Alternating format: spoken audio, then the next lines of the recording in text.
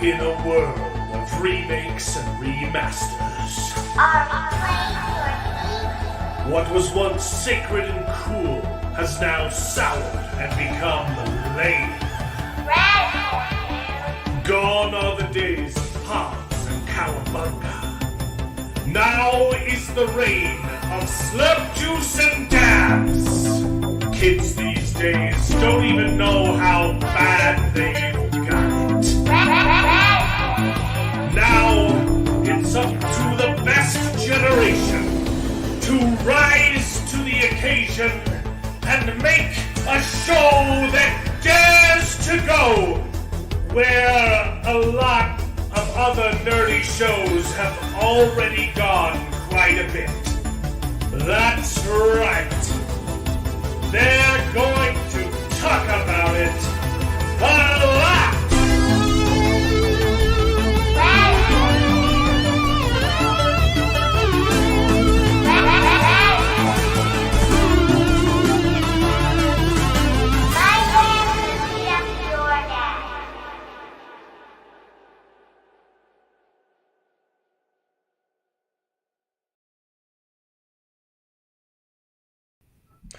Hello, everyone, and welcome to the show. This is Best Gen, where nerds complain about nerdy things, and it's called Best Gen because most of us are from the same generation, and we happen to think that it's the best one, not because we're better than you, but our movies certainly were. So strap on in, prepare to wax nostalgic as we reminisce upon the days of yore, while simultaneously complaining about the utter filth that Hollywood keeps pumping out of its sledge pipes on the daily. How is everybody doing? I was having a fantastic day until I just barely, 10 minutes ago, the sledge walking. pipe got you? It got to you? I put it off until I was like, okay, I got to start it right slimed. now, or I'm not going to finish Rings of Power. Did Disney kidnap Bearded for the Kim Possible remake? I didn't know if that was official or not, but he has been getting calls from casting agents. So, yeah. Not as Ron, as the naked mole rat. So, yeah, that's a Albelio. How you doing tonight? I want to die. You want to die? Mm-hmm. I want to die. Well, that's bingo. For hold on. Do you want to pull up the bingo card? I do believe I sent it to you, but I can pull it up real quick. Okay. Yeah, you sent it to me, and I've got too many things open, so. Oh, sure. You get to keep track of the bingo. I will do that. Because that's on the card. Is one of us losing the will to live after watching the finale? I think it's safe to say it's 3 for 3. There's I know we'll get to it, but I'm actually really surprised that a lot of what we put on here didn't happen. Yeah, I went a little bit too hard in the paint for my predictions. Yep. A lot of them were right. Honestly, Amazingly. I was wrong about the Muriel marriage. Yep. And honestly, it would have been better if I was right. Like it would have been better writing. It was so weird. They're just it would have been better writing than what we actually got. Exactly. Because I made the mistake of assuming that the show was going to be consistent with the logic that it had presented us, because we had a change of power overnight because an eagle showed up when we were told that was a good thing for Muriel, but then, all of a sudden Farazan is king. And then I assumed that we were going to do that again after something far more impressive than an eagle showing up happened with Tarmiriel. I thought that meant that between episodes we were going to get another transfer of power, and Farazan would have to come up with a different way to stay in power. I guess that's just. I guess I thought too much. I gave the showrunners too much credit and assumed that they were going to be consistent. So that's on me. I'm really sorry about that, guys. Well, I think it's fair to say we used more brain cells than this entire writing team when we were coming up with what could happen. Seriously, there are 3 glaring examples of dialogue in this episode 3 alone that no. I mean, the dialogue's bad all across the board, but there's 3 specific examples that I want to bring up as we go through it, where the characters are stating something and pretending to be something, and then immediately in the same scene 2 sentences later immediately drop all the pretense, and it's like, what the hell was all that for? These characters have no freaking the writers, excuse me, have no freaking clue how to write good dialogue. It makes absolutely no sense. They just wanted to throw it in there just for there's a twist, but if the twist happens right before you establish that there's going to be a twist, then it's not very really twisty, because if it's called wanting to have your cake and eat it too. They want to have a payoff without doing any of the setup. Right. They set up they set up right before the payoff happens. It's like, that's not setup. You're not clever. Jacob Ironside, evening to you, my good lad. Hey. Also, Mark Clark in the chat, our wonderful channel member emeritus or inaugural. That's the one we were going for. If you want to become a channel member like Mark Clark, it's just 99 cents. You get access to some emojis, and you get access to my videos beforehand and some stuff that YouTube censors. You'll get exclusive content. Nice. If I don't want to just throw away a good joke, it'll just be for members. But there's a lot of times when I'm editing and I use something that's copyrighted and YouTube says, you didn't use the magic word. And I said, okay, fine. This is going to be a members only joke. So, yep. You were saying something, David. No, I was just going to say, it looks like Jacob updated his avatar. He's got a new little logo. Looks nice. I mean, it's the same. It's the same logo. It's just updated. He added a gradient. Nice. It's a little more red in there now. It's a little bit more sexy. We've got a couple little news things unrelated to Rings of Power. What? There's news that doesn't have to do with the greatest show of all time? The greatest show of all time. What is anybody doing talking about anything other than this wonderful masterpiece of cinema? I don't know, but all right, let's hear it. Thanks for the setup, by the way, because it's fun. It's very funny.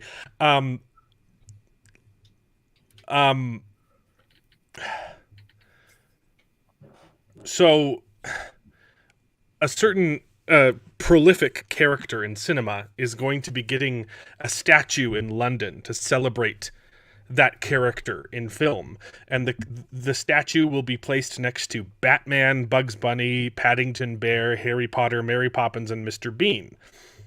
Okay, that is what very odd collection. It's a very odd collection. It's London. Okay. Okay, but those are all very famous characters, right? I mean, Paddington Bear is probably the least, as far as the cinema goes. It's a little bit more popular over there across the pond. Okay, don't throw any shade at Mr. Patty. Okay, yeah, but Mr. Patty Barrington, was a popular book character before they made any movies or whatever, right? Yeah, so we're gonna get a statue of a famous character next to all these other famous characters. Any guesses on which Hollywood star is getting their name in pavement? God, don't tell me it's Galadriel. I said it's not Rings of Power related. I don't know. It's probably is it OSHA? Cardi B? No. Okay. So to stop burying the lead, Daniel Kuyala. Oh, come on! Will be getting a statue to celebrate his role in Get Out. What? Look, I love Get Out. I think it's an amazing movie. I don't even remember this guy's character's name. Yeah. Because it wasn't about him. I don't understand this at all. And I absolutely loved the movie. But this makes no sense. Yeah. Who's sculpting this statue? IKEA? I don't know. I mean, also, it's kind of like ironic too, because like the premise of the movie is he gets trapped inside his own, like someone else takes over his body and he's trapped inside and can't move, and now he's going to be a statue. I don't know. Yep. Trapped inside his own body. If you want to go with the diversity thing, like James Earl Jones just passed away. Just died. An amazing tribute to him, you know? But also, these are all, like, the only thing that would come close would be Mr. Bean, who's just a guy. But sure, even that, like, he's obviously a character. Mary Poppins, yes, is just a person, but it's a very specific character. Yeah. It's a magical character. Era, yeah.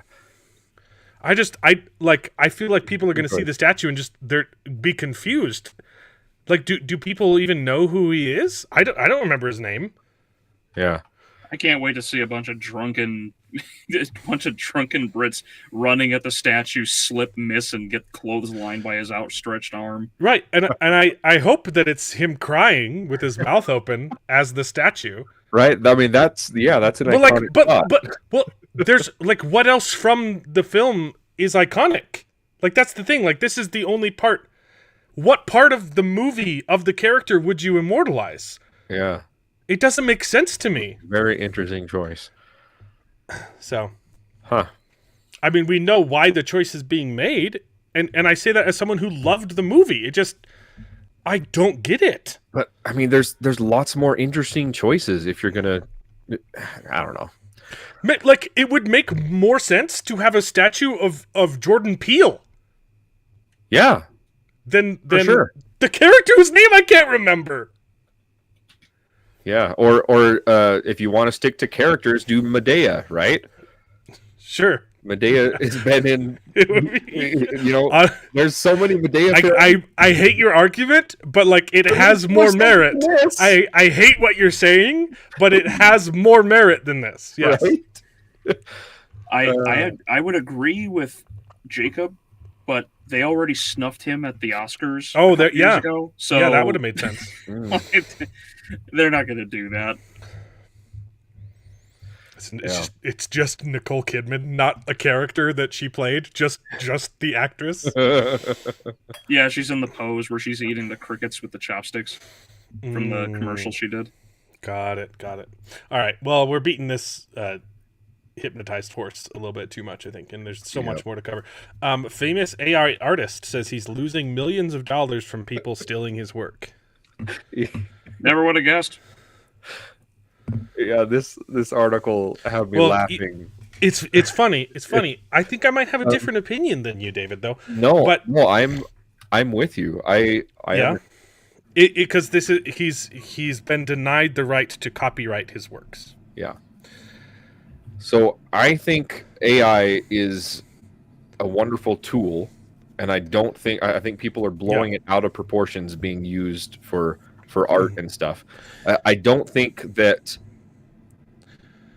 people should just rely on AI and say, I drew this, Yeah. Which I don't know. I'm pretty sure that's what happened with this. He did say, I'm pretty sure he did touch it up in Photoshop and stuff, which is fine. But yeah, he made this, he submitted this to make a point saying, hey, look, AI is really awesome, and he didn't tell anyone it was AI until he won it. Yeah, he won an award for with using AI artwork, and no one noticed. And then they revoked it, I think, and now people are trying to post his art everywhere, and he's trying to copyright it, and they say, oh, you can't copyright it because it's not your art. I think that's ridiculous. But anyway, I just thought it was kind of funny because people are accusing him of stealing because he didn't really. And the joke is that AI steals from other artists. Yeah, exactly. It's a very ridiculous thing. And anyone who says that AI art is stealing from other artists, that you don't understand how computer programming works. That's not what's happening. It takes a lot of work to actually refine. Yes, exactly. I have a background in computer programming, and I've thoroughly studied a lot of the architecture. Like that, it's not stealing. Now, there are cases where it was blatantly ripping off an artist's style, and people were trying to sell it. There is a moral problem there. Right.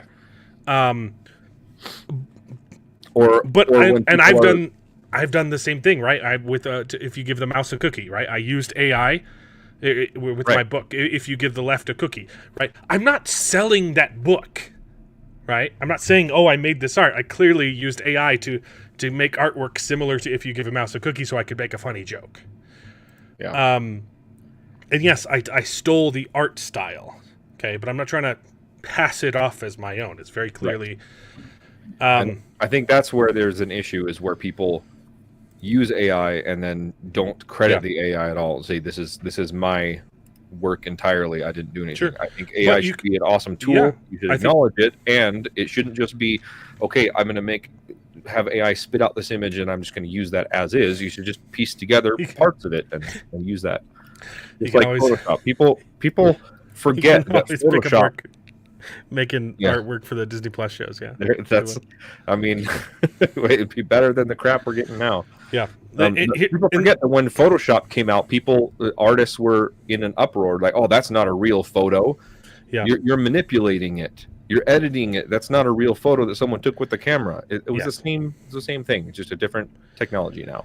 Yeah, and we're gonna have to get used to it. It's and I'm somewhere. Anybody, for any photographer says that's not real art, you manipulated the image. It's like, you're a photographer. Shut up. Right? Yeah. Pushing a button. Like, you didn't create the image either, right? The camera did all the work. You didn't create the image. Yeah. The where the argument falls flat for me is look, we can argue about its merit and whether or not it's art, right? But when you say, oh, the reason it's not art is because that person didn't do any of the work, you're like, cameras, Photoshop. What about the guys who do the drip paintings, right? They poke a hole in the bottom of a paint can and have it spin, and it looks incredible. The artist is basically doing nothing. Yeah. They're doing none of the work. It's gravity that's doing the work, and physics, right?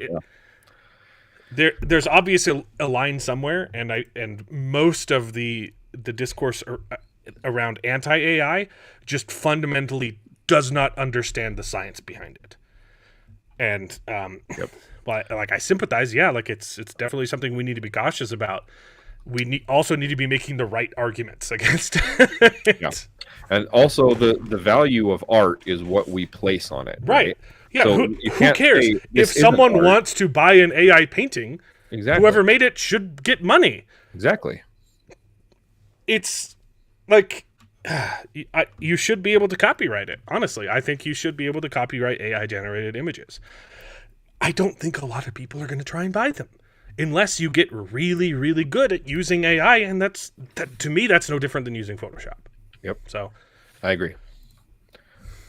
And obviously, I think humans are naturally going to gravitate to wanting real art over AI art anyway. So, if we use it as an assist, I think it has huge potential, right? If that's all we're doing, I think, that's not art. I agree. But I'm not going to say, no, you don't deserve to make money from people willing to give you money. Yep. Because I'm not going to say, oh, I don't like that awesome artwork just because it was drawn with AI, right? I don't like a lot of Banksy's work, okay? But some people do. Some of the stuff is great. Some of the stuff is just too far, and I don't think it's art. But if people are willing to pay for it, obviously Banksy's the wrong example because he doesn't make money, right? Right? I don't like a lot of modern art, right? The stupid postmodern expressionism, I think, is horrendous. But if people find value in it, who am I to say, no, you're not allowed to buy that painting? You're not allowed to make money off of your garbage art. Now, what he really should have done to piss everybody off is make the AI art and then make it into an NFT. Mm-hmm. But anyway.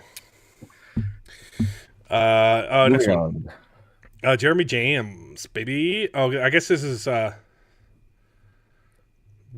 Joker. No one's watched the Joker, right? Nope. Okay. It's not good. From what I haven't seen it. From everything I've heard, sounds like a movie I would absolutely hate.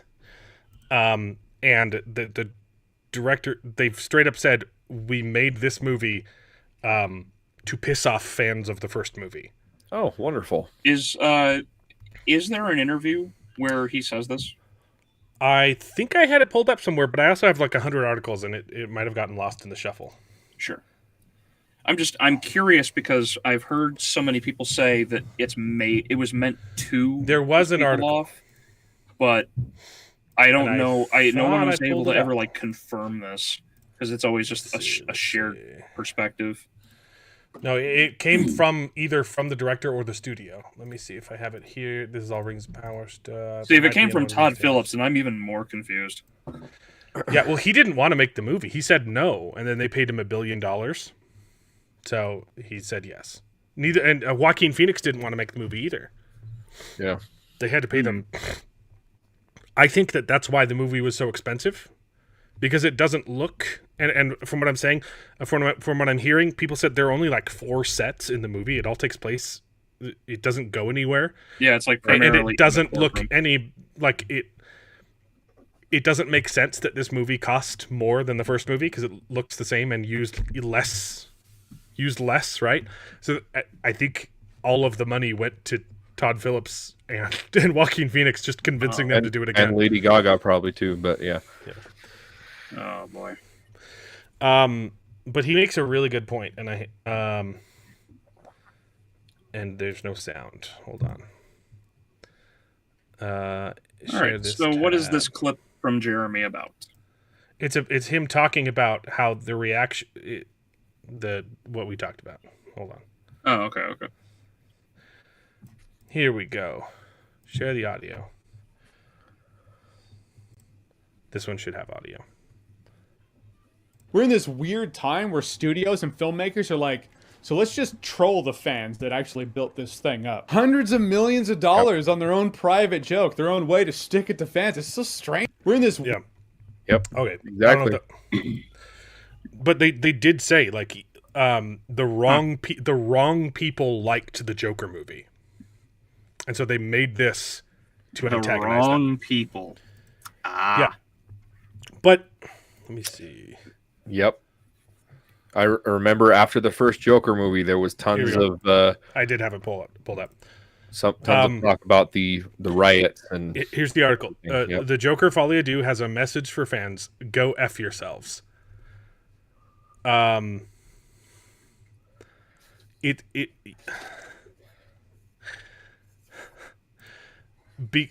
upset that the Joker one was so popular, and they think it's incels identifying with Joker as a hero.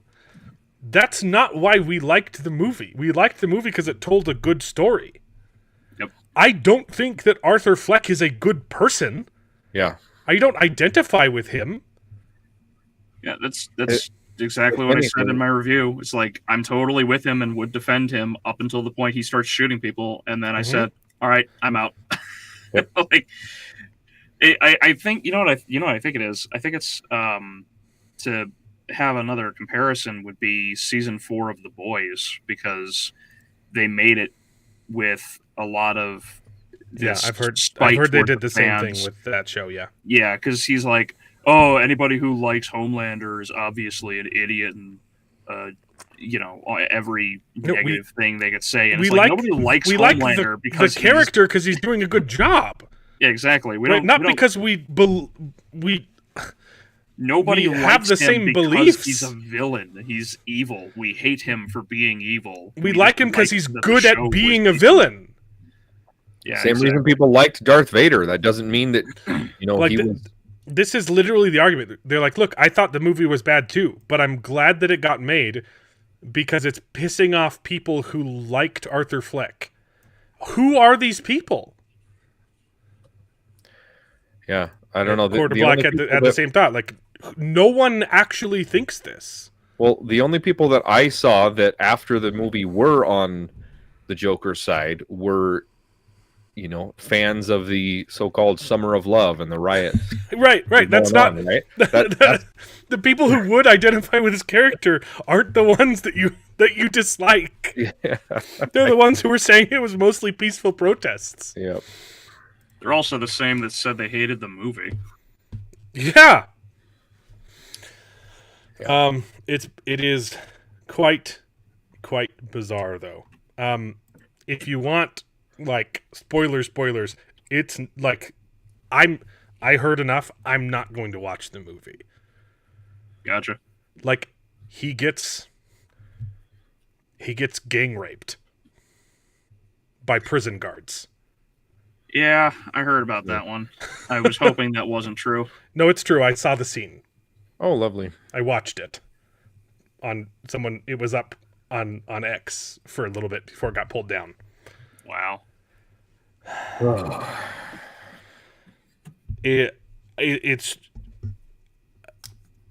It's baffling to me that you would intentionally do something like this that you know fans of the first movie are going to hate. Yeah, Guy, I remember that that was a talking point. Yes. The people were going to show up to the theaters and like nothing happened. Like, what are you talking about? Because they wanted it to happen. Right. The media was trying to will a shooting into existence. Yeah, on that point, that's the whole reason they did that, for anybody who doesn't know, is because of the Colorado shooting that happened at a theater. Yeah. And the belief is that a guy dressed as Batman walked into the theater and started gunning people down. Except that's not what happened. That's not what happened. Yeah. Mm-hmm. No, they were trying to will into existence a shooting because they tried to make history repeat itself. And then they were angry because they were proven wrong. And if you're wondering why it is that the corporate media is allowed to get away with lying about this, look up the Smith-Mundt Act. It legalized propaganda. 2012. Thanks, Obama. Yeah. Yep. I mean, it's been so long since the media was held accountable for anything, but Yep. Anyway. As we all know, the reason why he's getting not the propaganda. Yeah, it's the age-old meme. Straight white males, this movie's not for you. Hey, why aren't straight white males watching the movie that's not for them? I love that that's a literal week apart. Yes. It's before and after the release. Well, November 9th, December, so about, less than a month. Yeah. It's crazy. Okay. So these are the streaming charts. Penguin's at number 1 because it's good. The ridiculous serial killer show that's not accurate in any way is number 2. We got Inside Out. Nobody Wants This. Season 1. Never heard of that one. Tulsa King. I heard season 1 was pretty good. I think I need to check that one out. People are fans of it. Perfect Couple. I think we talked about that last time, and it sounded interesting. Yeah, people are saying good things about that one too. I don't know what this is. It looks like a wrestling thing. Yeah, McMahon is the guy who basically ran the WWE for however many years. He's got a show about himself now? Well, he not a good man. Oh, okay. And apparently not a good McMahon? Puns. I'll be here. How embarrassing is this that the Garfield movie is outperforming season 2? I was going to get there. The Lord of the Rings is after the Garfield movie. And just above Jailbreak, Love on the Run. Also nowhere to be seen is Agatha All Along. Yep. Don't know where that is. So, very... I like not what you want to be seeing after you spent $1 billion. Look at the comments in the bottom right. How bad is Agatha? And no Agatha. I don't believe this. Yep. Yeah. I'm enjoying Penguin. We'll talk about it in a bit. Yeah. Oops. It'll be a little while. I think you sent this one to me. Yes. Rachel Ziegler reveals the origin of Snow White's name is changed in the new action Disney version because it can't possibly refer to the color of her skin. Yep. I did see her on Twitter. I didn't read this article, but I know what is it now? Baked brownie? No. It's still Snow White. There's just there's a different explanation for why her name is Snow White because it has nothing to do with the color of her skin.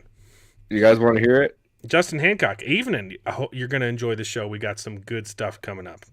Is it muddy water? No, it's still Snow White. It's is it cocaine. is It's it cocaine, burnt guys. toast? It's cocaine. Cocaine would make more sense. No, when she was a kid, she was apparently stranded out in a snowstorm, and so the queen named her Snow White because of her resilience. Cocaine would be better. Right? I mean, she looks like a coke baby. Oh man, just so dumb.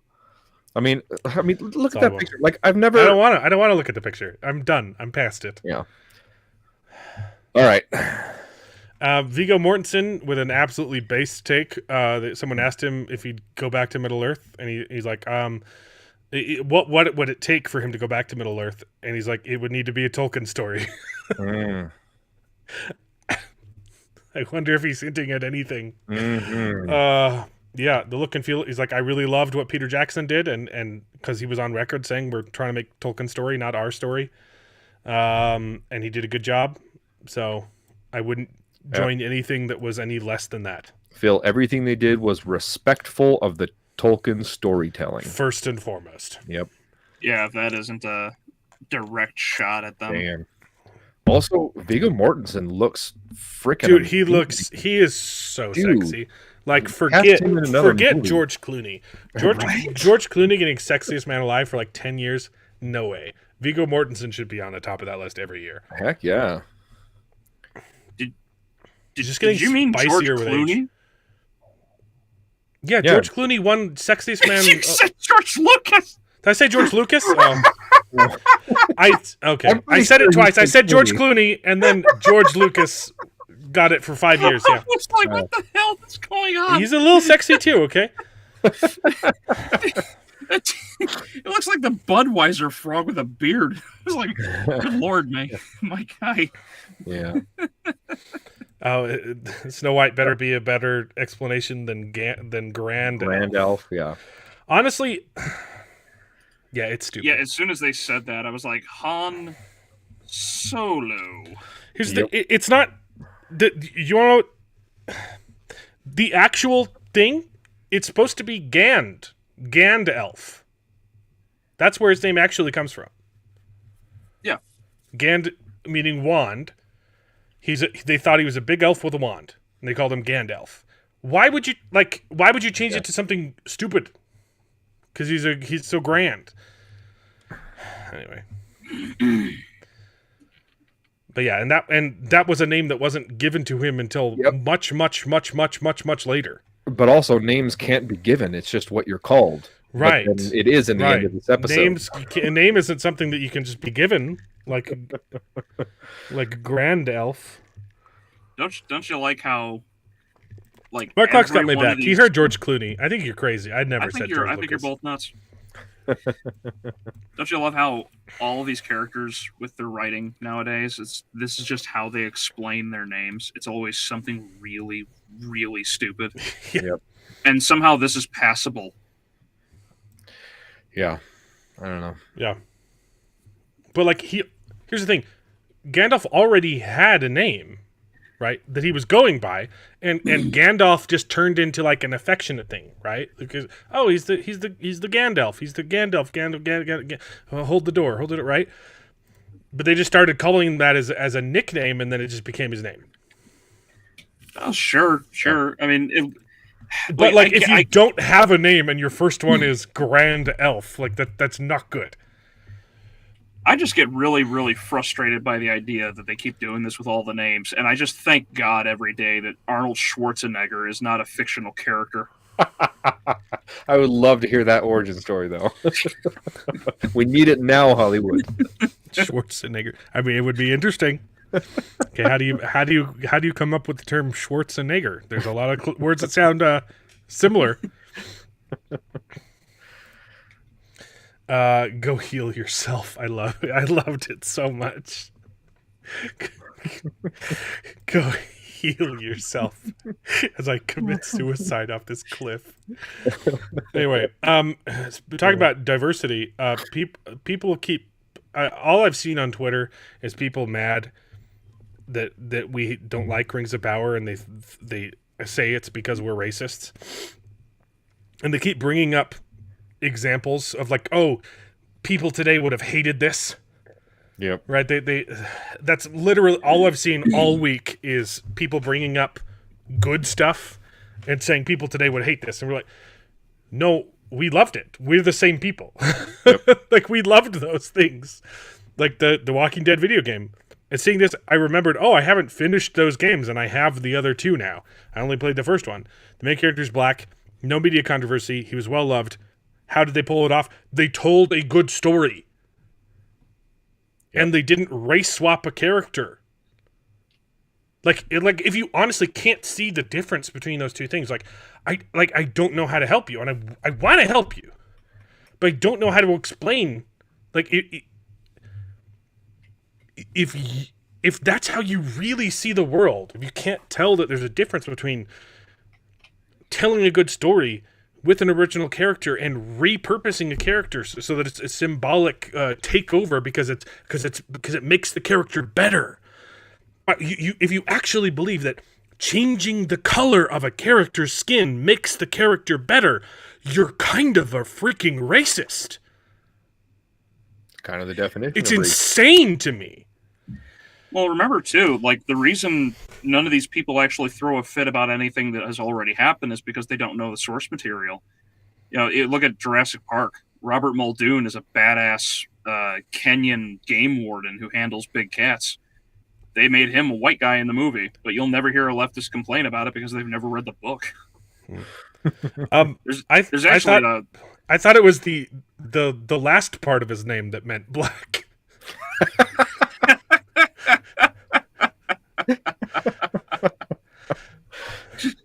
I'm real confused now, okay? Can it be both? Black. It's just black. Eggy is an old German word for ankle. His name is Black Angle. That's funny. Yeah. So I don't know. It's just it's funny to me that they keep doing this, and a recent example of how hilarious they don't actually know anything. And I don't really know any of the comics or the show. I've never watched the show, and I've never read the comics. But it took me like 5 seconds to happen to come across this. In The Boys, they switched both the Deep and A-Train. A-Train was a white guy, and the Deep was a black guy.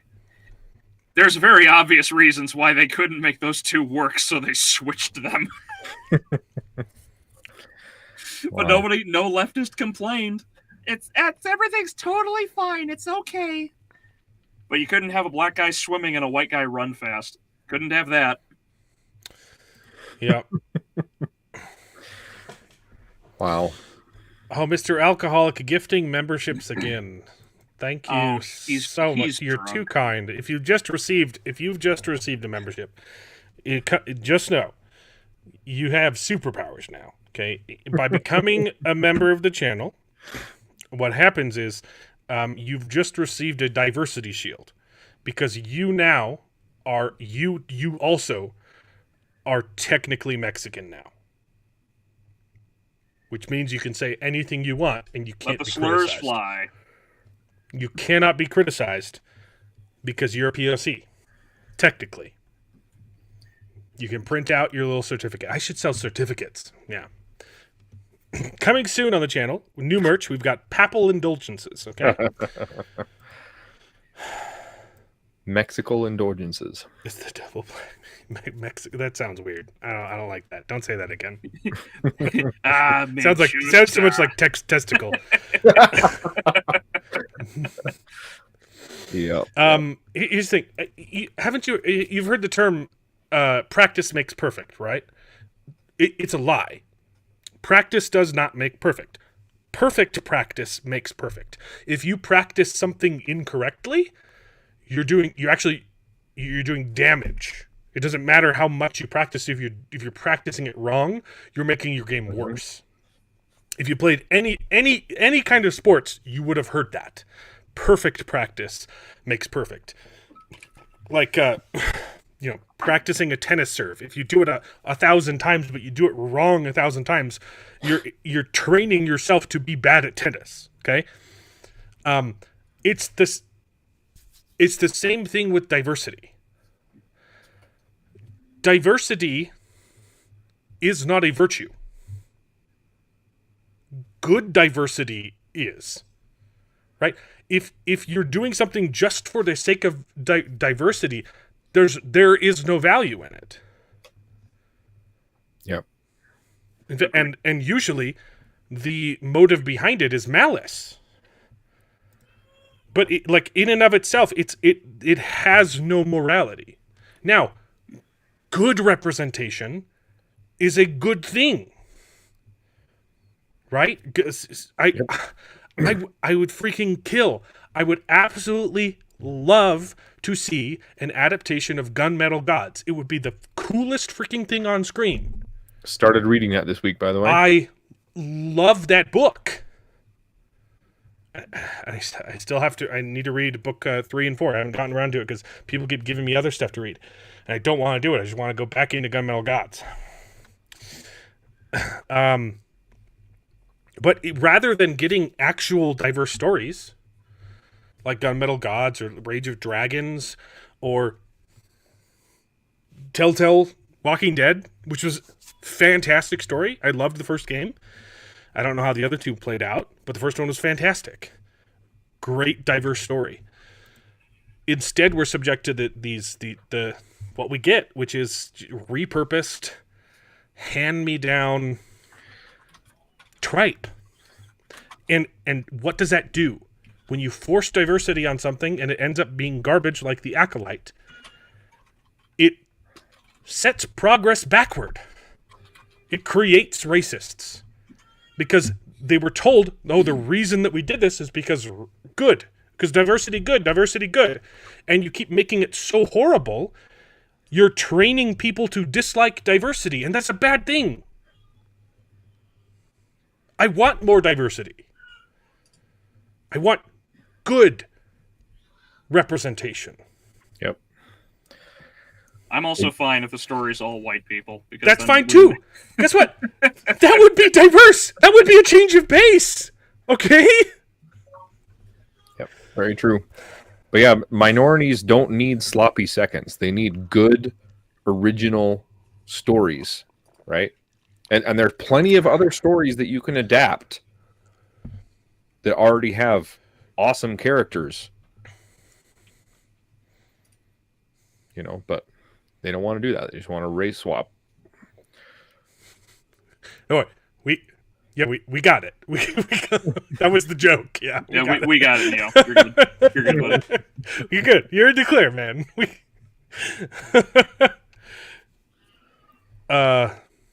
Mark, stop. You.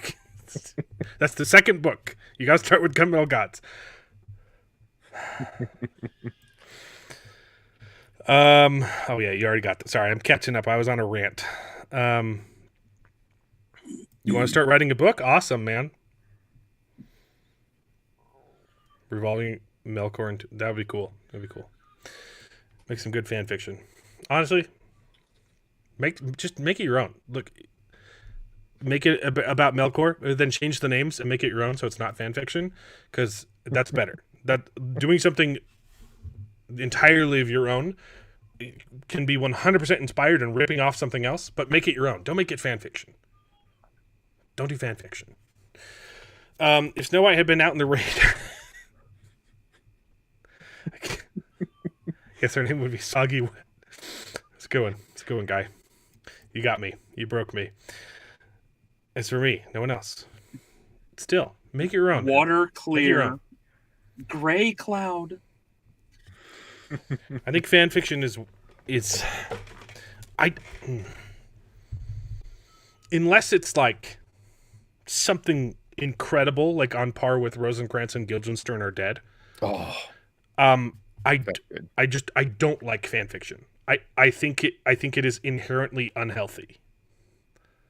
I think it's absolutely a place that you can start, but you should 100% make it your own thing, even if it's just for yourself. I don't think the mindset of fan fiction is a healthy mindset. But that's just me.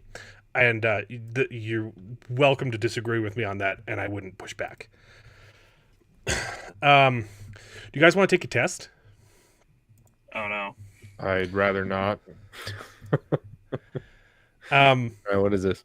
Well, so right now, applicants who failed the state test to become police in Maryland are suing Maryland for being discriminatory in their hiring practices.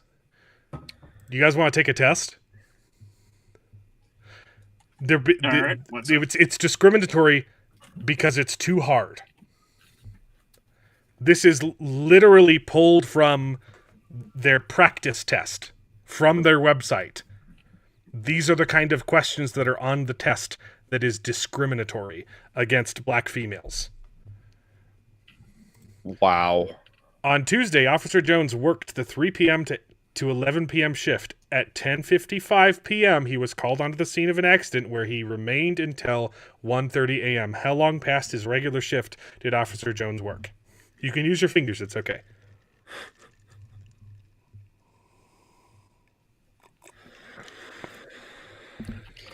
Oh my gosh. What do we got? Put the answers in the chat. A, B, C, D, E.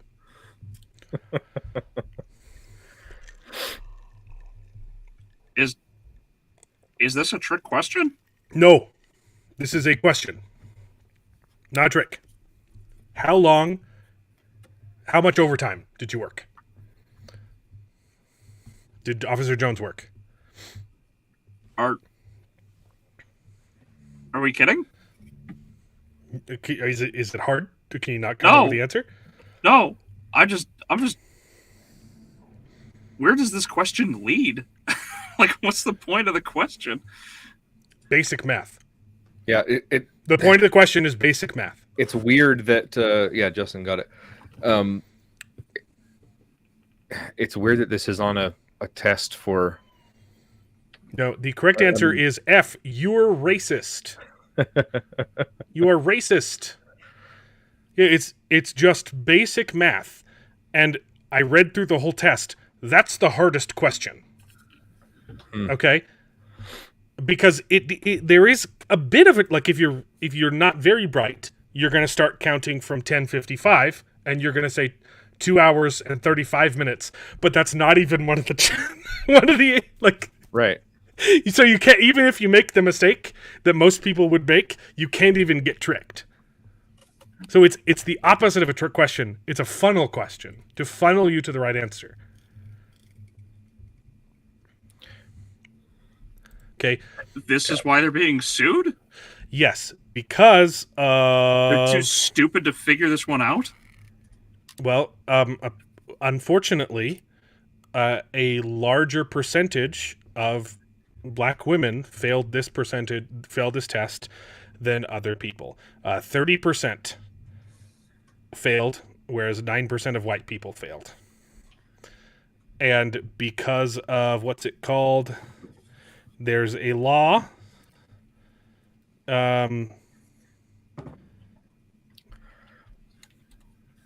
What's it called? Anyway, apparently this is discriminatory. Yes, it's called disparate impact.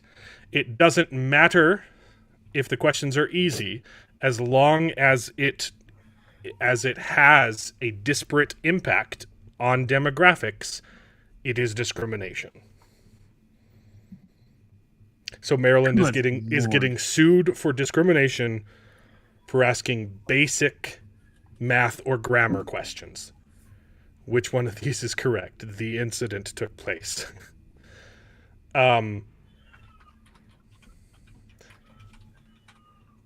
Diversity is not equality. It is not equality. It's not a virtue. And doing this kind of stuff is going to have the opposite effect of what you actually want. Because what happens if you have to dumb down a test so much to force equity, you're going to get people unqualified for their jobs, setting bad precedent and bad examples, and then making people think that cops are bad. When you lower requirements to get into college so that people of color can get in at higher percentages, do you know what else that does? And this has been studied profusely. It's not good for the people who were let in because they drop out more. Mm-hmm. It discourages them. They're underprepared. Instead of saying, hey, look, you're not quite qualified, come back, study, and do better. They say, you're ready. No, you're good, you can do this. If you do something before you're ready, you become a failure, and it becomes a larger mental hurdle to try again. Yeah. It's basic science. Especially when you're lied to like that and said, oh, no, you're fine, you can do this, and then you're obviously not. You're like, oh, something's wrong with me. I can't do this. So, and yet, we are the racists. We're the ones who actually want these people to succeed. This kind of behavior is actively hurting minorities. It's setting back progress years. And they have the audacity to call us racist for wanting better. Mark Luck, thank you so much for the $4.99. Is David... I have to read this because it's a super chat too. Is David Team Edward or Team Jacob? Let the sparkling commence. I think this is our topic was getting too political, too heated, and we want to move on to something more entertaining, like Twilight shipping. Yeah.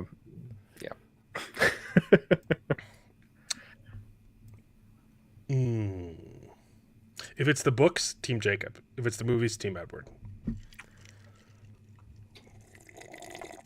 No comment. There you go. That's my answer.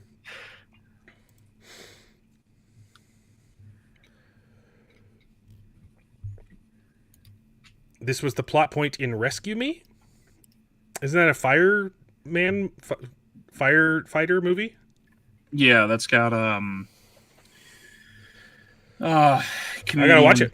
It's the comedian from Demolition Man. Oh, I gotta watch it. His name's Wesley Snipes? No. The underground leader. Oh, I wouldn't. His name's eluding me right now. I'll have to watch that one. I haven't seen it. Polls are open. Well, we're waiting. Anyway, all right. Let's talk about Rings of Power, baby. Should we talk about Rings of Power? Let's do it. Dennis Miller. I got a visitor. Thank you, guy. We got a Spencer kid.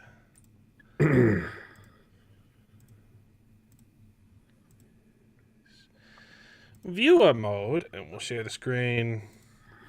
Anyway, I did not enjoy the finale at all, and there was a laugh out loud moment because I watched with Elliot. There were several. Yep.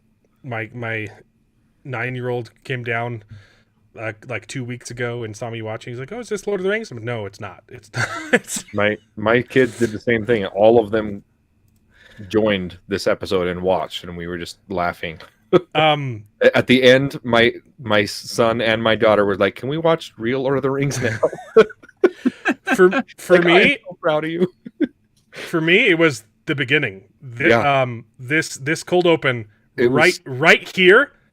My 9-year-old son and myself uncontrollably burst out laughing. We were laughing so hard.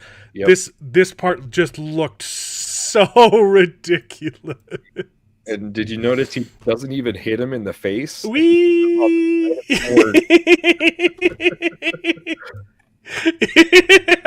just can't.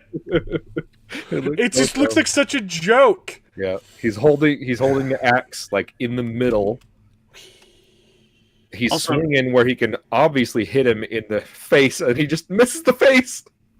Just hits him on the side of the horn. So also, they had to mimic Lord of the Rings because it shatters the sword. Yeah, so David, he doesn't hit his horn. They lock swords. So the Balrog fire sword and the axe make contact. I missed it the first time.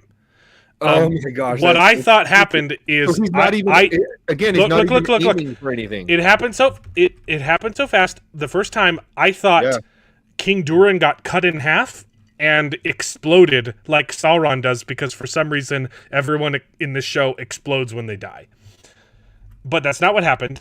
They hit swords, and the swords made an explosion. Wow. Instead of, like, if you're just talking physics here, instead of the sword just going straight through and cutting Durin in half, because that's what would happen, there was an explosion because magic, I guess, and it caused the mountain to collapse.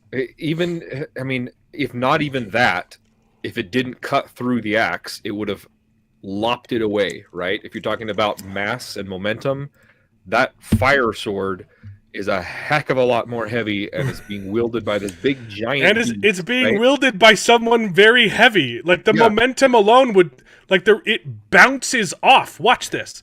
It bounces off the axe. Boom! And goes backward. Yeah. That makes no sense. What the heck? That's so ridiculous. But again, it's another example of they're aiming for each other's swords. It's really stupid. Yeah. Anyway, he could have hit him. He could have hit Durin's jump. Durin's, self-sacrifice jump isn't even aiming to connect with the Balrog. Yeah. He's aiming for the Balrog's sword, where it will be in the future if the Balrog also chooses to aim for his sword. It's retarded. Anyway, don't you love how only a couple minutes in and we actually got something right on the bingo card? Yeah. Balrog blue balls the audience. Oh yeah, pull up the bingo card so I can share it with everybody. Yes. Or I could probably pull it up now. I've got less things, but no, I still have too many screens. Yeah, well, it's in Messenger. If not, I can. Yeah, pull it up yourself and share it. And then I'll share it. I love that this Balrog threat is just there when it needs to be, and then is completely non-threat later on. So my guess was two seasons in a row. I had a realization that because we all know that the Siege of Eregion lasted for an entire week. There we go. Okay. We got the okay. The bingo. Rings of Power is absolute trash is free. But During the Fourth Dies is somewhere on here? Is that where you said? Yeah. At the top one, it's a third, but yeah. During the third, right. I was doing the numbers backwards. All right. So we got, let's see. So During the Third Dies. Uh-huh. And Balrog blue balls the audience. Okay. So my prediction was that Durin the Fourth would have to use the ring to save his family, because I had an epiphany in between shows, because the Siege of Eregion took an entire week. That's what the show established. In between episodes 7 and 8, an entire week has passed. During that same time, Durin and Disa have been guarding the one entrance to the Balrog lair. Mm-hmm. They have kids. Their kids have been abandoned for an entire week. Hey, they weren't hungry, so, what does it matter if they don't eat? And so I realized, if we want to make the show good, because the whole thing was the entire theme of this season was or at least for Durin's character, was promise me you will never put on the ring, right? And so I'm thinking, okay, so the show, if it wants to be any good at all, we want to force him into a situation where he has to use the ring. Okay, I made the mistake of giving them too much benefit of the doubt. It kind of does do that at the end. foreshadows them. So I thought to use the rings. His kids. He remembers his kids have been gone for a week, and he's fighting his daddy. Ends up killing him, cuts off his finger, and then he needs to save his kids from the Balrog. And in order to find them, he needs Minecraft vision. So he puts on the ring so that he can see his kids through the mountain. That was my guess. Oddly specific, we didn't get that, but it made the bingo card. But we didn't get that. That was extraordinarily difficult for them to come up with something that intelligent, though. Honestly, it would kind of be good, right? See, after my lady and I finished watching this episode, like the thing that blew my mind was how little they actually did with this episode. Nothing happened. Yeah. Yep. That's why I was like, damn, I got half of this right, but like the other half wrong because nothing happened. Yep. The only thing that happened is the cold open. Everything else is just setting up stuff for the next season, I guess. Great question, Mr. Kaholic, because the reason that he couldn't send the army to Eregion was because his dad was cutting a hole, and he needed the army to stop his dad. Mm-hmm. And what did I call from last week? It's just going to be Durin and his dad alone, and there's absolutely no reason why he couldn't have sent the army by himself, and then by themselves. And then the army teleports there at the end of the conflict. So they just wait. They wait for this conflict to be over, and then he says, "Okay, now go help everyone in Eregion." Yep. It's literally Durin's fault that everyone who died in Eregion died. So, great question. How come Princess Diesel didn't sing up some more bats to attack the Balrog? Fair point. Yeah, because it was so effective against the fucking dwarves. I know. I keep making the mistake of giving them two, like, even when I'm trying to come up with bad ideas, I accidentally come up with, like, gold. Stuff that would actually make the show better. I'm like, wait, if I actually get this prediction, like, I might start liking the show because it's such a good thing, you know, with the Muriel wedding. I thought for sure that's where they were going. Greetings from San Francisco, Mr. The Time Scales. Good to see you in the chat again. Anyway, so Durin, blah, blah, blah, blah, blah. I love that he just, like, murdered the people blocking his way.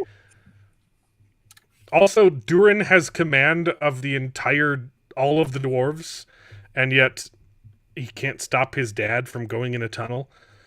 Don't go in no matter what you hear. Yeah, and then they don't listen to him. And Durin's upgraded from a little pickaxe to his little battering ram. And when he finally breaks through, there's a tunnel carved out behind. Yep. Also, I mean, as stupid as digging with a battering ram is, he's just barely, like, tapping the rock. You can see he's not even, like, putting force behind it Yeah. I'm actually willing to let the thin wall go because he's supposed to be able to see past the wall. Right. Sure. Durin's axe is round. Yeah. The blade is round. Yeah, in you case can you're see wondering. Because it's the made blade is rounded over. It's made of foam. Yep. Yeah, speaking of things made of foam, we get close-ups of some things made of foam later on in this look at that axe blade. Yeah. That's like a good quarter-inch round over on that blade. His axe is round, but Middle Earth is flat. You're right. Actually, I think at this point, is it rounded? It's somewhere in the Second Age, right? Arda has not been rounded because Numenor has not sunk yet. You're right. You are correct.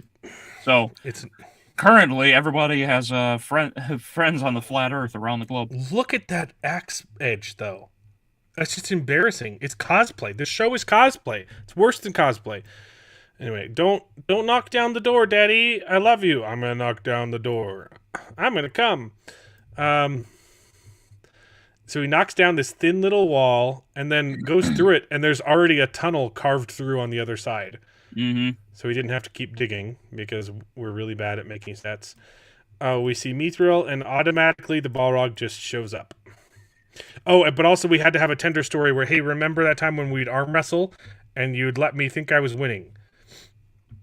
Because it's going to come back later is important. Balrog just shows up. No preamble or anything.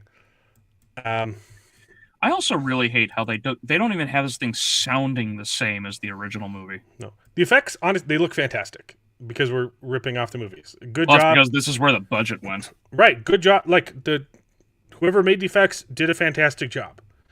I just wish the story was good so I could appreciate the effects.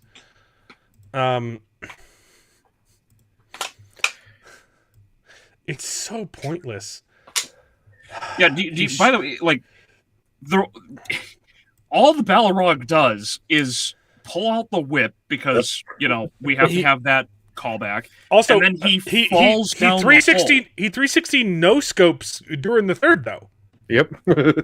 There's no way he can see him. Look, there's not even close to field of vision, and from underneath, he's probably wearing a ring too. He can see through the rocks. Either that or he's a Chinese. He uses actor. his whip to just pull on King Durin's leg, and then let go. Doesn't finish the job. I just don't. And then he climbs up, falls down, and then climbs back up again. And that's what the Balrog did. Yep. And then King Durin says, "Oh, it wasn't me letting you in. You were really that strong the whole time, because I'm going to sacrifice myself now." Yeah. This part was hilarious. Every time it cut back to Durin the Fourth, he was just like slow-mo making just wow. I don't know. It's this one right here. I hate how much these guys can't like move in these costumes. Mm-hmm. Oh yeah, the costume looks ridiculous here. Look at this. This is great. He can't. Oh, he just can't sit up. Take the show seriously.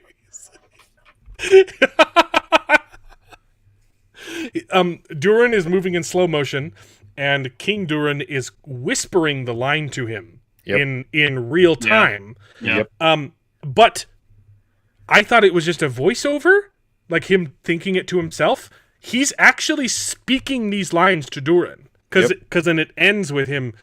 You see his lips moving. See, you were that strong the whole time. So the sound mixing is horrible here, or the delivery, or both. I don't like his nail polish either. I don't like the ring. I don't like anything about this. And then he does a rain of fire jump, except that it was cool when they did it in Rain of Fire. And also, then did you notice how he's floating in this shot? Mm-hmm. Yeah, like he gets to the peak of the peak of the arc, and he just stays look at his there. foot. Look at his foot. He's not touching the ground right now. They rotoed him his feet poorly. Look at that. He goes boop, and then maybe he's not touching the ground there.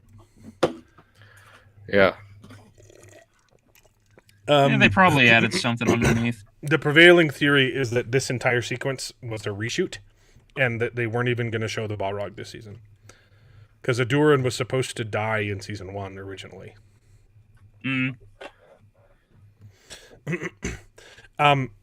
Which is backed up at the end of this episode when Disa comes in and recaps the events of season 2. Yep. And doesn't even mention the Balrog. Yep. As one of their problems, which means the Balrog is done. He's like, the we've got problems of our own. Is no longer a plot point in this show. It's going to be a Game of Thrones Khazad Doom edition for the rest of the dwarves story. That would be so dumb. Yep. Durin the Third looks like he stole my Lucky Charms. Yeah. That's what I was seeing something in my head, and that's exactly what it is. Thanks for putting it to words. Either Lucky Charms or Red Bull. We expect a lot of 7 and 8 were reshoots. I also suspect someone told them to finish most of the stories. We might be done with the show.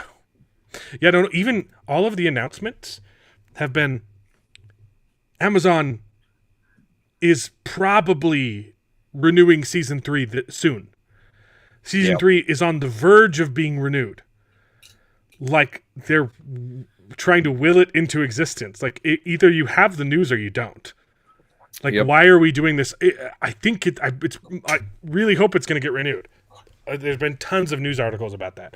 And I believe, if I'm not mistaken, season 2 was already greenlit and announced after they streamed the first 3 episodes of season 1.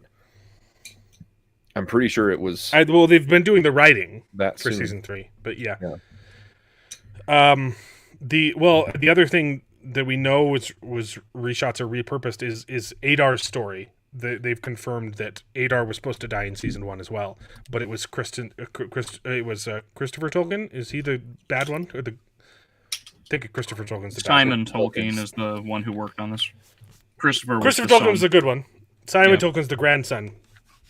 Simon Tolkien said, "I like the Adar, make his story longer," and so they had to come up with this tacked on, he betrayed Sauron, and then Sauron, it's a circle like a ring, guys. Mm-hmm. It's called a cruel irony. Sauron gets gets Caesared, and then Adar gets Caesared too.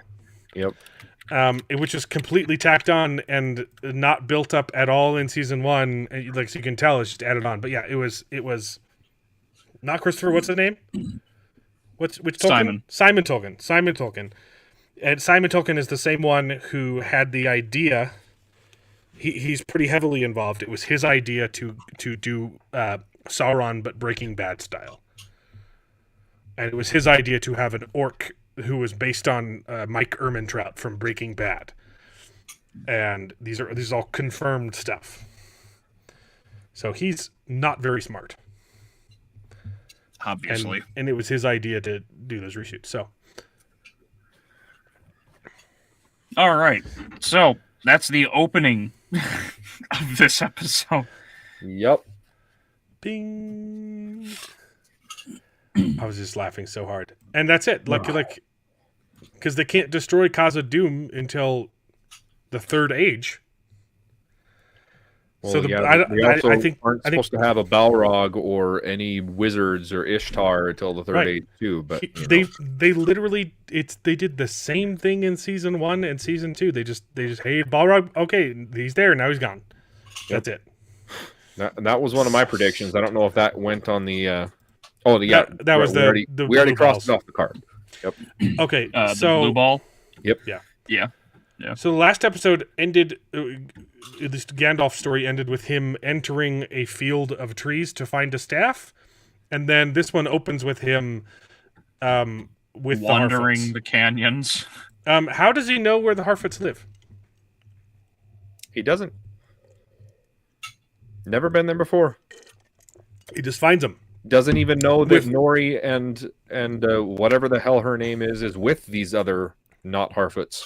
With no help from Tom Bombadil either, because he later talks to him and says, that was a test. I had to do that myself. I had to choose my friends and not my staff. And I had to choose my friends over power. Yep. So he just finds them. And could the evil wizard find the Harfoots without help? Nope. No, he couldn't, but he just finds them. And I think it's safe to say, he followed he knows where they are because of how long he's ruled over Rune. I hate that we've already given up on trying to light night scenes.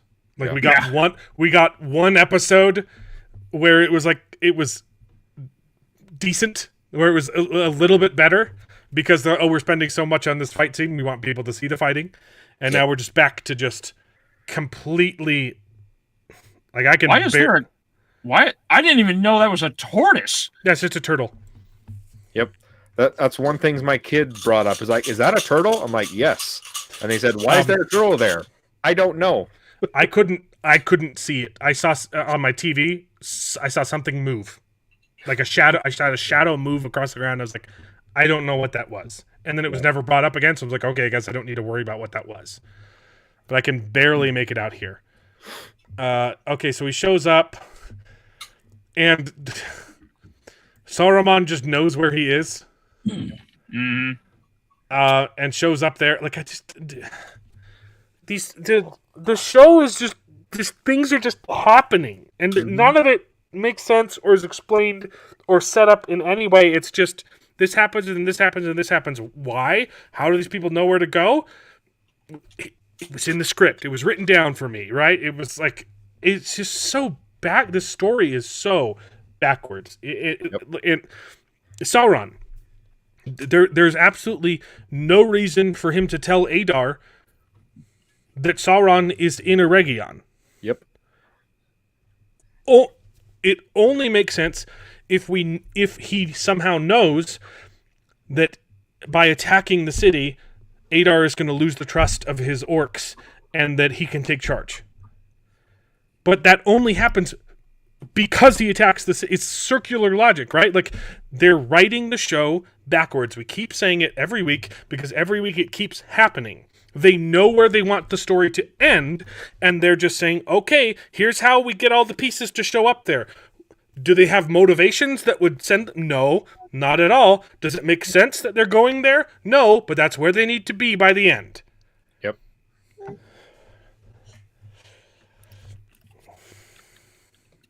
Yeah, Justin, that's not Sauron. I think they've actually confirmed Totally. he is not Sauron. They confirmed he's one of Yes. the 9 Istari. But he's probably one of the blue wizards instead of Saruman. I think the showrunners. hold on though, because I want to address this later Okay. when we talk about that article. In this scene right here, right now, he admits and he says there were 5 of us. There are Yes. 5 wizards. Yes. Okay, we'll come back to that. Okay. That's Gandalf the Grey, the brown wizard, Radagast the brown, Sauron the white, and then the two blues. Yep, That's Palando that's and okay. So keep in mind the show has confirmed there are 5 wizards. And he is one of the 5. He is one of the 5. Yep, and we'll talk about that later when we talk about the article. Let's bring it up now. I don't know why you're blue balling the audience. This kid. yeah, we're not Balrogs. Let's do this. All right. Is it this one? So that's the showrunners confirm something or address the. I have 2 articles. I think I might have brought up one myself too. So let's screen. It is. Is it Rings of Power Season 2 Saruman Dark Wizard Theory addressed by Lord of the Rings series creators? That's that's the one. Okay. Okay. Yeah. So apparently they were asked about, hey, is this Saruman? Because you seem to be indicating that it's Saruman. And they said no. He says, no, it's not Saruman. It's one of the blue wizards. It's one of the blue wizards. But you want? Well, he didn't say it's one of the blue wizards. He says there's Saruman. There's just what we did. There's Gandalf, there's Radagast, and then there's the 2 blue wizards. Their actual quote was, "I'll say something on the record. Given the history of Middle Earth, it would be highly, highly, highly improbable that this could be Saruman." Mm-hmm. And then J.D. Payne, if not impossible, it would almost defy the laws of gravity and physics for it to be Saruman. And then that's true. Yeah. And then the Nerd of the Rings chimed in and said, those same laws would also tell you that the stranger cannot be Gandalf. Yep. Yeah. Exactly. So the reasoning that they're using for why this can't be Sauron is the same reason that would prevent the stranger from being Gandalf. They say, oh, Sauron's not on Middle Earth yet. He's not supposed to be there according to the canon. But the show just established they're already there. There's 5 of them that came to Middle Earth. Yes. They're already there. So shut up. And Gandalf was the last one to get there. Exactly. Right. So it's like, oh, he's not supposed to be there according to Tolkien canon. Well, you didn't care about it with Gandalf, and you've already proven in the show that all 5 of the Ishtar are already there. So what the hell are you talking about? Oh, it can't possibly be Saruman because he's not there yet. We also were promised and ensured that they painstakingly applied each follicle of hair to the female dwarves, to the female CGI peach fuzz that keeps popping in and out of existence depending on the shot. We were also promised that there aren't any events from the Third Age that are seeping their way into the Second Age, despite wizards, Balrog, all sorts of freaking things from the Third Age. White? Yeah. Barrel Whites? Thank you. I missed that one. In the heat of passion. That's not even including all the references. Yeah. Oh yeah, the poem that Celebrimbor in the Vision. The way Elendil draws Narsil from the sheath was straight out of that moment. I was like, are we kidding right now? This whole show is just like, oh, see what we did? We're doing things from the original, and it's like, it's cheap knockoffs. So here's one of the guesses. He's 100% giving off a certain wizard's vibe. We know he's a wizard. To me, the Dark Wizard always gave off a Saruman vibe. Yeah, because he literally has the same beard. Yeah, shy of the curly dude. He's got the same two-toned, like. Anyway, I hate everything about this. Yep, same. Anyway, so I don't think they're actually trying to say it isn't one of. Oops. Sorry. I pushed the wrong button. I was trying to pull this up and I hid you. Fine, I'll just leave. You weren't trying to say something. You weren't trying to say something important. Yeah. Way to cut me off like JD Vance. Yeah, baby. Excuse me. I'm speaking now. I'm speaking. All right, I'll be right back. I'm gonna get this guy some water. Excuse me. David needs to get some water. Okay, so basically, this is Saruman. Also, I hated this guy's accent because the whole time I just thought he's got a little lisp, you know. No, I thought he was Christopher Walken. I heard that you were one of the 5 Ishtar. You know, like the second he started talking and we could hear him proper, I just started quoting everything he said, and my girl was crying. She was laughing so hard. Oh, please don't ever do that. Don't do it. Oh gosh. And then the line, he basically says the Saruman line.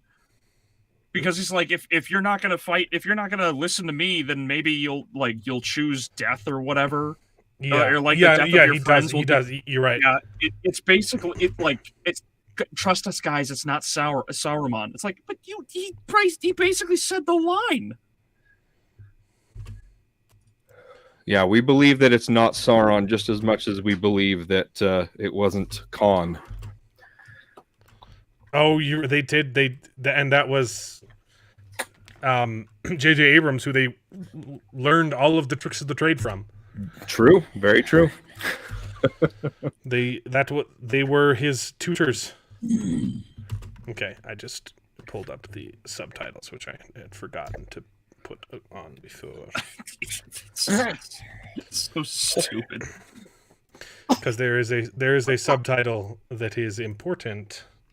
They got a name wrong. That's a little teaser. Yeah, you noticed a lot of the misspellings in this too? Yeah, when they pull up Gandalf's name. Yeah. They spelled it wrong. Yep. Huh. Or he's Hello, Biter. I wonder if they did auto-generative text. Oh, although you'd think that it would autocorrect to the popular spelling of Gandalf. That's did the quality of the subtitle actually change? No, that's no. I know they did the italic, but go back a little bit further to like when Durin and Durin are talking. So just humor me. So this isn't screen grabbed from Amazon. I downloaded. Oh wow, they are just that bad. Wow. I downloaded the subtitles and I've added them to my video editor. Sure. So this isn't. I didn't turn the subtitles on and screen grab the episode. I obtained the episode through other means. Gotcha. And then downloaded the subtitles, and I've just lined them up with. All good. It's the ring. So okay, where were we? Justin nobody knows what it means. Right. Oh yeah. Grand Elf is talking with Suraman. Manway promised you would come. Stop. Please stop. Don't do that. Why? I don't want to hear that. Oh, that's good. It was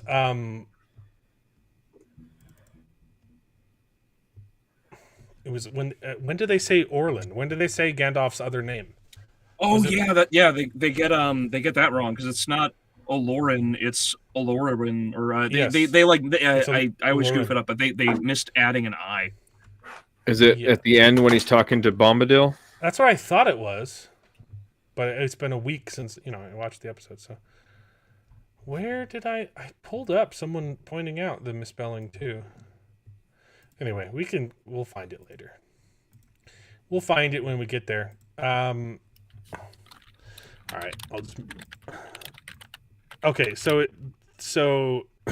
not Sauron shows up to not Gandalf, and he promises, "Hey, I'm not a bad guy," while doing very bad guy things, like having the people who I didn't know they were going to be bad, having them still hold knives to the necks of little hobbitses. Yep, and this is the first instance that I was talking about that he's a character immediately just dropped pretense.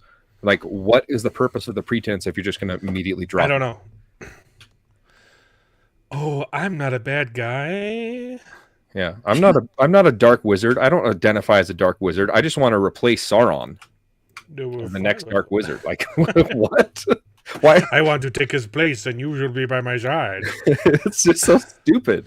I'm not a dark wizard. I just want to rule in place of the dark wizard. You journeyed to Rune, Dark Lord. seeking answers, old friend. Stop it! It's exactly what he sounds like, and it frustrates me. Yeah. Sorry, I missed a bunch of comments. Well, stop doing that. Okay. Did we skip past the ladder? The ladder? Or does that not happen yet? What ladder? Where he shoved the guy into the ladder? Where he kills the tracker. Yeah. Did I miss that while I was going getting water? Or no, we got sidetracked. He started talking about Christopher Walken. Gotcha. No, he shows up. They talk for a bit. Talk. Okay, hasn't happened yet. Oh yeah, no! Here. They told me they would be nice to the. And now I'm doing it. they told me they would be nice to the half-woods. I can do the cadence. I can't do the voice. Forgive me, old friend. I thought these nomads might help me find you. I see now it was foolish to place trust in such low company.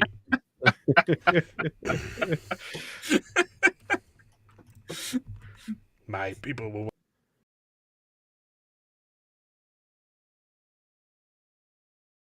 No, we're still here. Something happened. What happened? Stop pushing the button, bro. No, I didn't touch anything. That was just a glitch. I'm pretty sure YouTube is just pissed off at us. Yep. Everyone like and subscribe. Thank you. Sorry if I have to look at a different screen to tab through the episode, so I might miss some comments. But I will try to keep it. If you guys see any good ones, make sure I point them out. Abelios Walken is more Shatner. Is it? Because what That's comes out good. of me sounds, to me it sounds like Walken, but obviously, voices travel, so.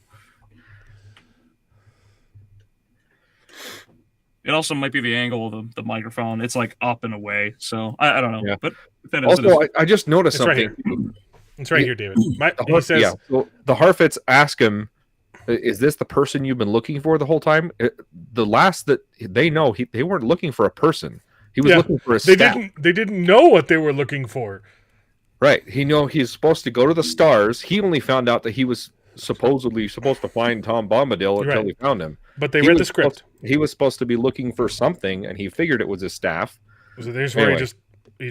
So this is so ridiculous. He pushes him backwards. He breaks the ladder. He falls on his side, and then all of a sudden, he's impaled on a stick that wasn't there before.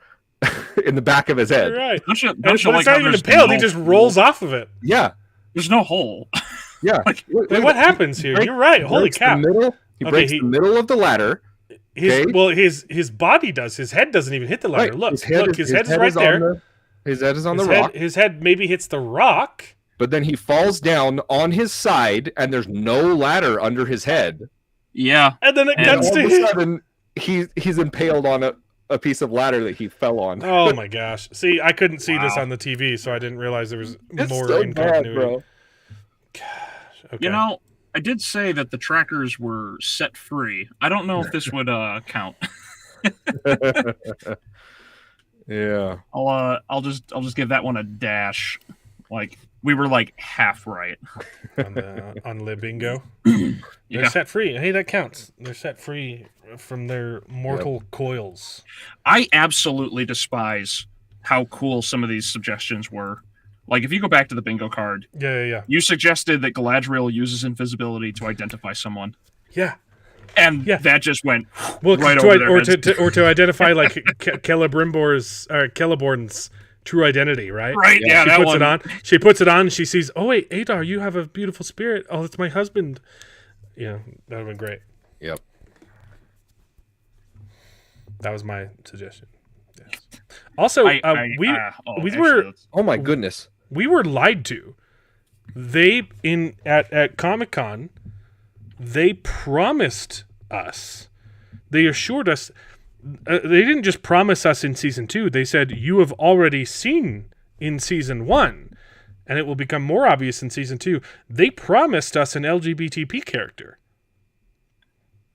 You're right. I forgot about that. Where's the representation? Where's the diversity? I bet they're just going to retroactively say, "Oh yeah, this character was gay the whole time." I put it on the bingo card. That's what they said because they promised us that we were going to have one.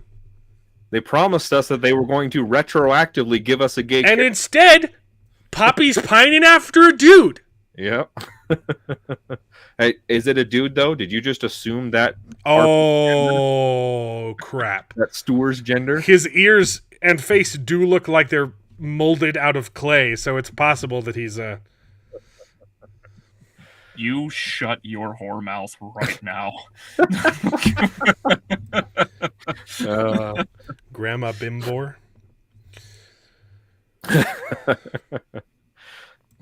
Hello, Mr. Honey Bun Express.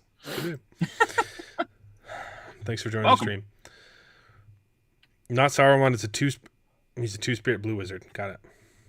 But we clearly are. We're not going to get bingo because we didn't get a gay character. So.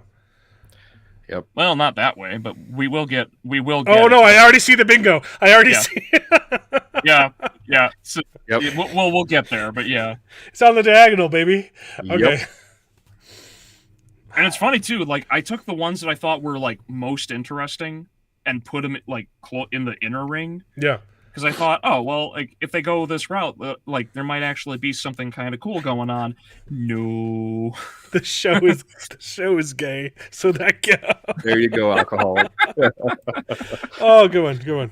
Okay, we got pencil through this. That doesn't quite work though, because we were told that it was going to be someone that we've already seen that wasn't gay. It wasn't shown as gay, but it's going to be revealed as gay. Season 1 was gay from the beginning, so.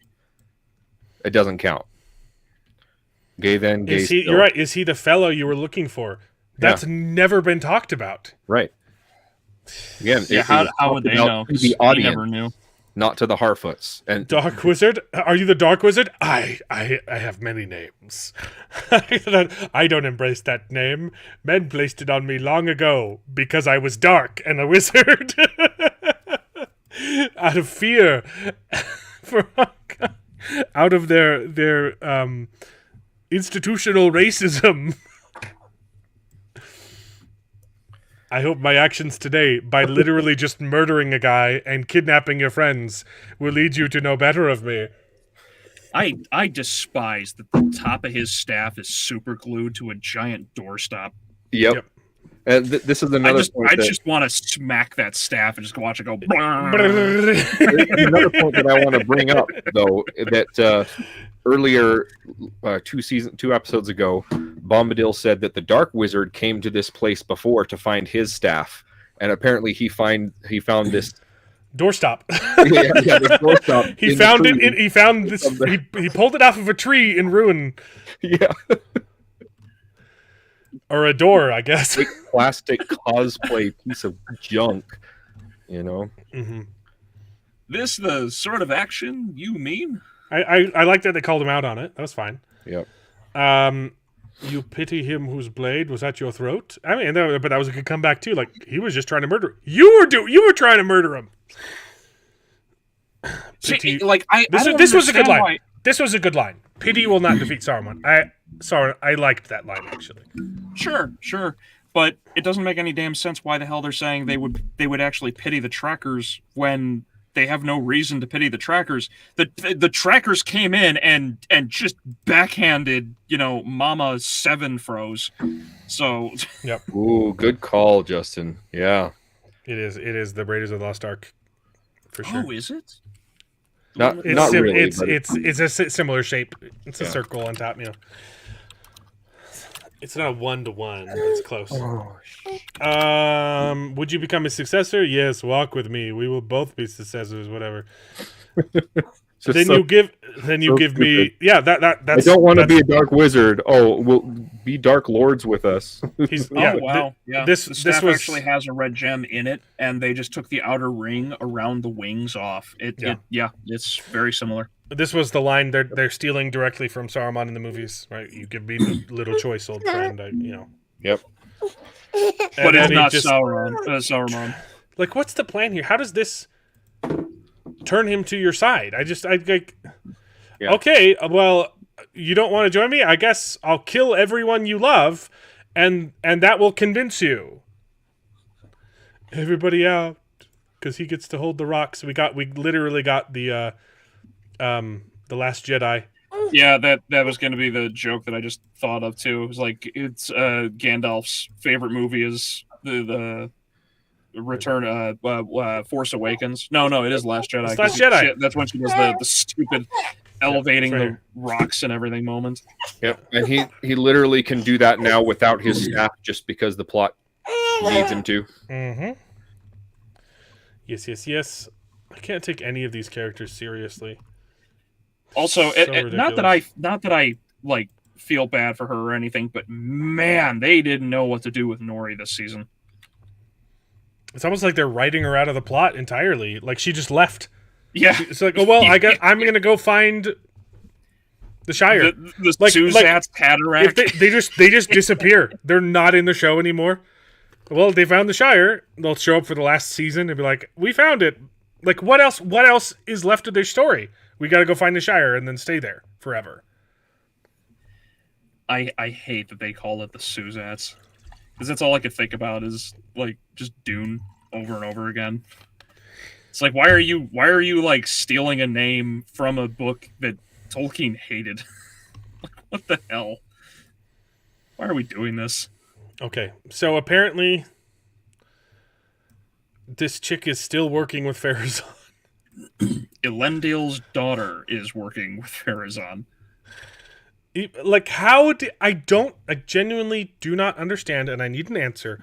Why did the eagle showing up at Muriel's coronation lead to a bloodless coup, but Muriel surviving the test of the gods didn't revert power back to her? They were literally chanting Queen Muriel of the Sea at the end of the last episode.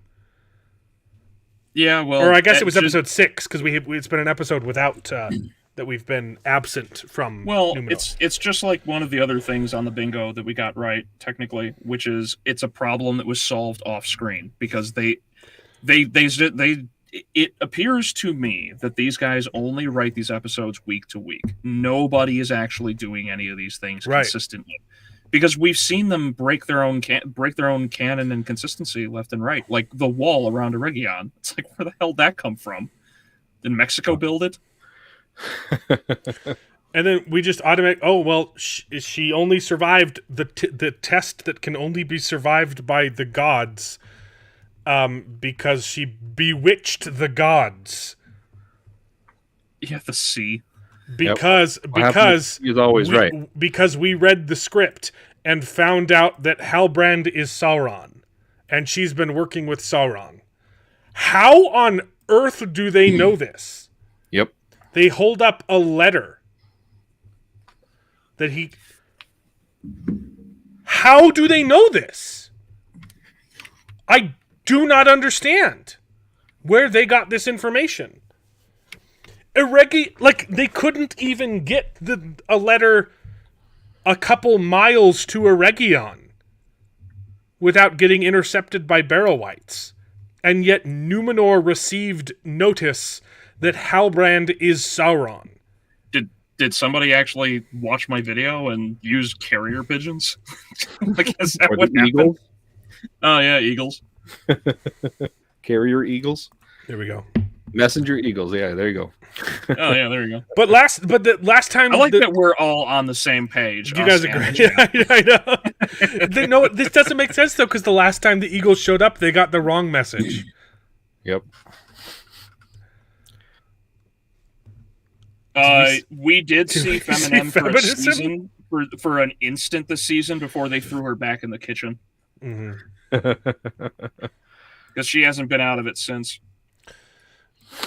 All so-called... Because Queen Muriel was working with Sauron, all of the so-called faithful are now declared traitors. Like, even that... Like, even if it were true, and which it is, right, that Halbrand is Sauron, but if it were true that Queen Muriel was in cahoots with Sauron, why would that mean all of her supporters are now traitors? Like, how would they know? It's not implied that they knew he was Sauron. He should be saying, you were tricked by her. But also, Sauron didn't really, or Halbrand didn't really interact with Muriel at all. He just tried to apprentice as a blacksmith while he was in Numenor. That's the only thing that frickin' happened last season. So I'm shocked they even remember his name, because it was Galadriel who was making all the waves in Numenor. Exactly. She's like, oh, you remember that random dude that was with Galadriel that tried to get a job here? Take our gerbs?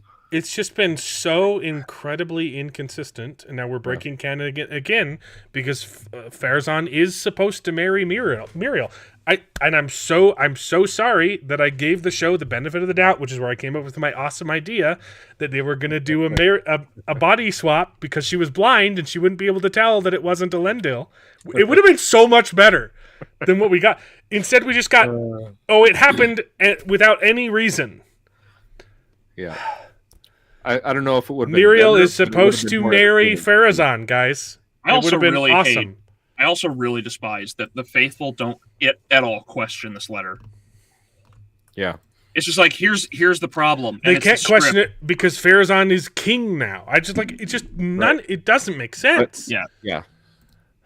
There's nothing about it that makes any sense. I hate it. Everything sucks. There's no time to explain. There's no time to explain that all of the faithful are being arrested. Right. It would take... There's no time to explain. This took longer. There's no time to explain. Quick. There's no time to explain. Let me explain all that needs to be explained. They're coming for you is all she needed to say. Yep. Quick, clear out. And then they just believe her with him hiding behind the wall. Shall I have to tattle on you with Sir Pharazôn? It was so cringy. Like, if it's your dad... Maybe. I think I'm going to go in the house anyway, because I know this is your dad's house. Don't you love how it's like all of these soldiers should know who Elendil the Tall is, but for some reason, this little shit for brains decides to say... It's because he's not tall. Like, it's so confusing. Like, they already tried him.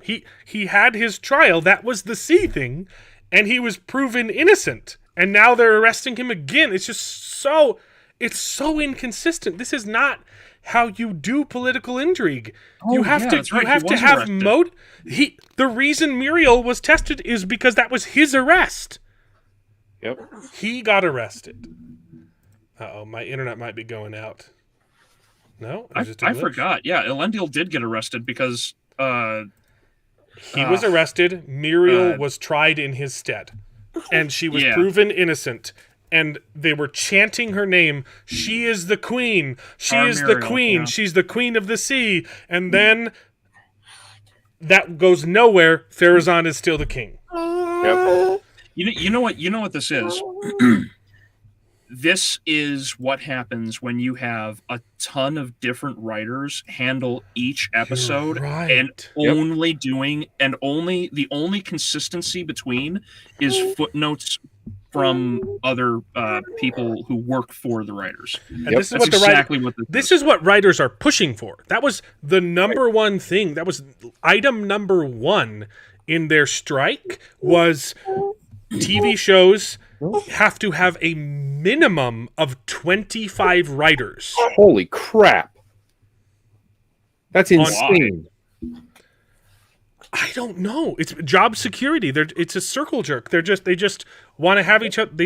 They want to write by committee rather than actually have to write something yourself and then be responsible if it's bad. If you write by committee, no one's to blame. And you can sit in a room with all your friends and get high and not write consistently and not get punished for it.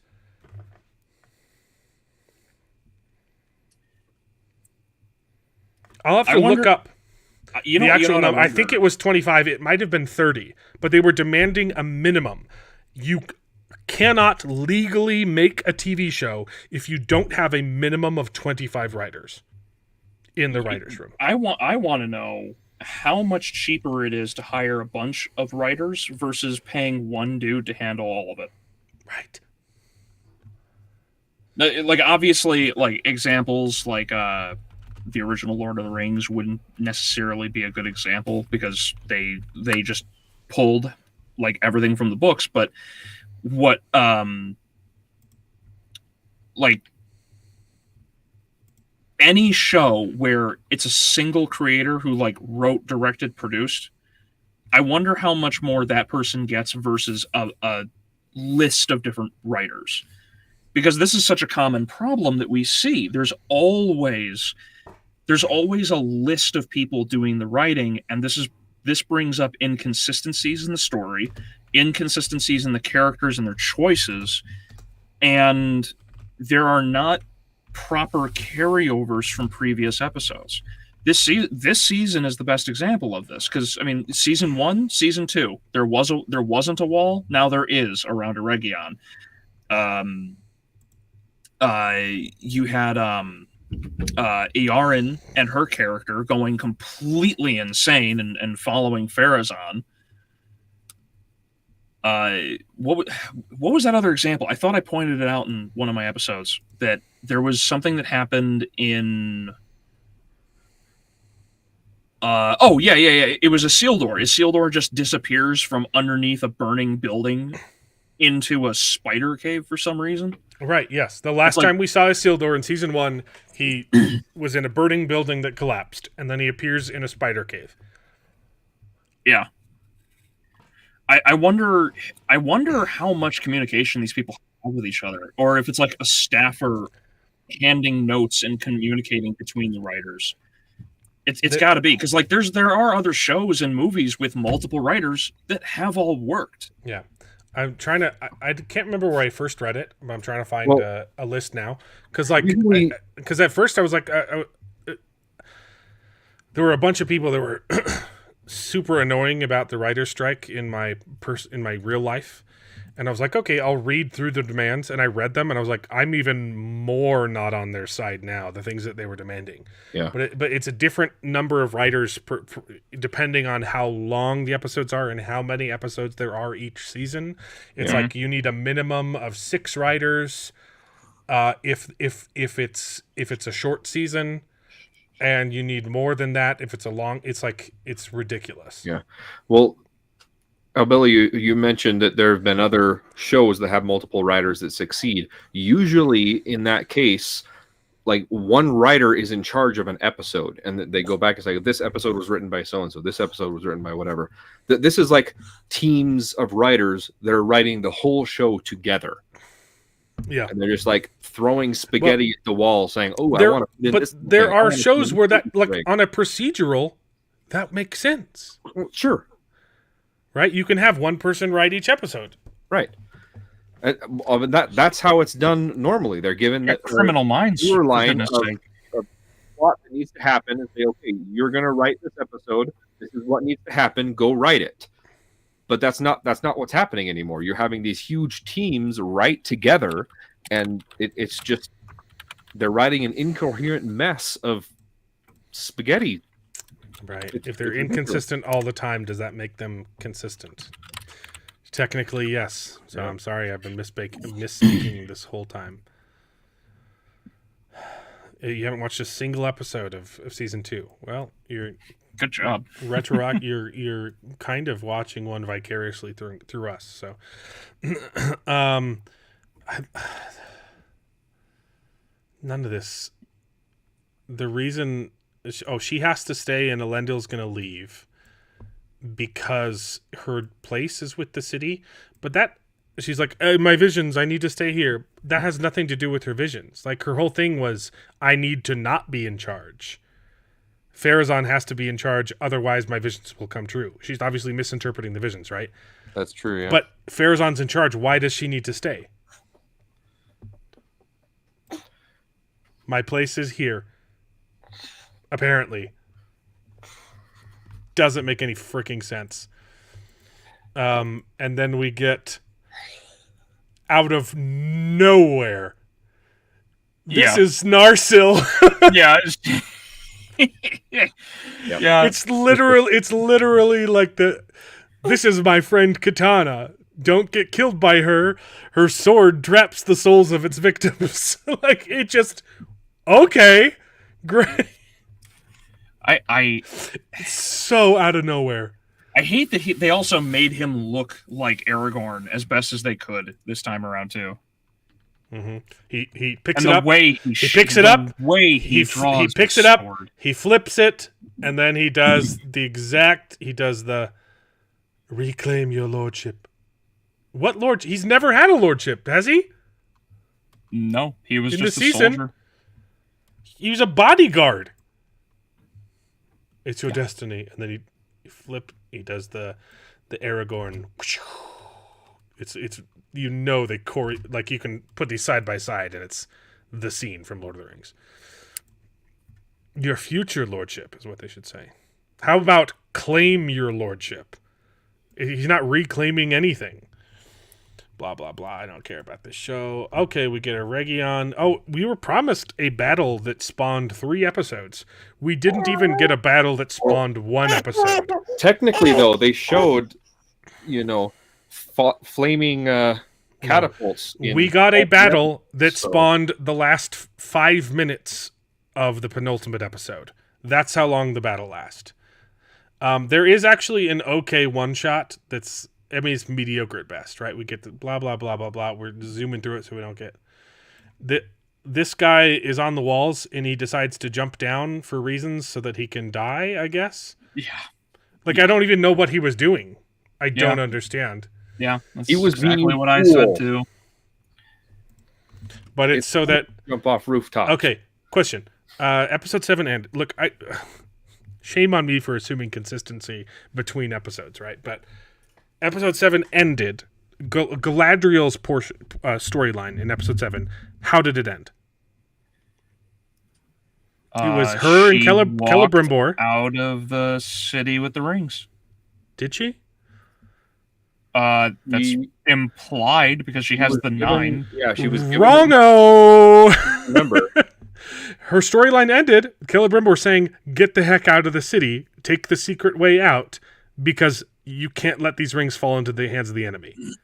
Yeah, and we all thought, like you did, Albelio, that she left, but instead she stayed behind to rescue some women and children. I hate this fake blood splatter too. It's the CGI blood splatter when this orc dies. I can't. There's a lot of fake blood splatter in this episode. She goes. Oh yeah, it's not He doesn't even even where hit the the wall. sword wound is. I know. I can't stand it. Watch this. Watch it again. Yeah, she puts. I don't know why that one bugs me so much, but that part just really bugged me. Pushes him backwards, and the blood splatter is like 2.5 feet away from where it is, both vertically and horizontally. That's fine. Okay, so instead of leaving, she's trying to save people. Because she's a moron. Like, this show just makes Galadriel insufferable. It was a little bit better this season, but she's just making bad choices. Yeah. And then she comes out of the secret way that leads into the city and encounters orcs. Yeah, weird how they knew where she was. Guarding the secret entrance to the city. Yeah. Why didn't they just use that to get into the city? Good point. Yep. Mm-hmm. Also, why didn't they made a just big deal of we have to get into the city? We're sacrificing as many lives as possible because it'll be worth it if we can kill Sauron. But we also know there's a secret entrance and we're not even going to try that. Yeah. Wow.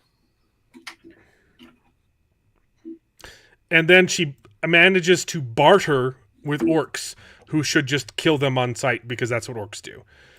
I will give you 9. I'm literally just going to give you the rings. Yep. This is not Galadriel. This is disgusting. The whole reason she was getting away is so she could Wait a minute. Go back. Go back. Stop. There's our LGBT character. Oh, we got him, boys! We got him! What a sharp eye you got there, Obelio. We got him, boys. I thought for sure. I couldn't believe that J.D. Payne and Patrick McKay would lie to you. I knew. We know they've lied to us on so many occasions. And I could not believe that they lied to us again and promised us that we'd get an LGBTP character and then renege on that promise. But here it is in full Technicolor. Dude, we've got some lesbians. Did I not call? Oh wait, no, it was a different couple. They had another couple back in Linden. Remember the Yes. two elves that when they turn the lights back on? Yeah. And they're like, oh. Abelio has powerful gaydar. Oh, let it be known. Yeah. Yeah, put blood on your door, I'll find you. So she unvelcros her dress, and instead of the blood of the lamb on your doorstep, it's menstrual blood. Is that how you find an LGBT character? Is that a man? Yeah, when she reached into her house. This is a guy, isn't it? Is it? You can't tell these people. It's just a really ugly girl. That's a man. That's a dude for sure. Why isn't he defending the city? That's not a man. That's a ma'am. It is man.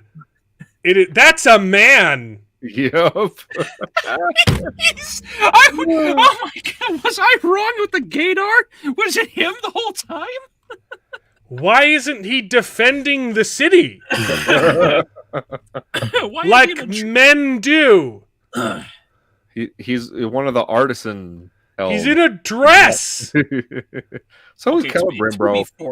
I'm so glad. So is Celeborn. I am so glad that Galadriel stayed behind to save this guy. It was his nose. I caught it from behind. Okay. His nose. You may have gaydar, but I've got mandar. Okay.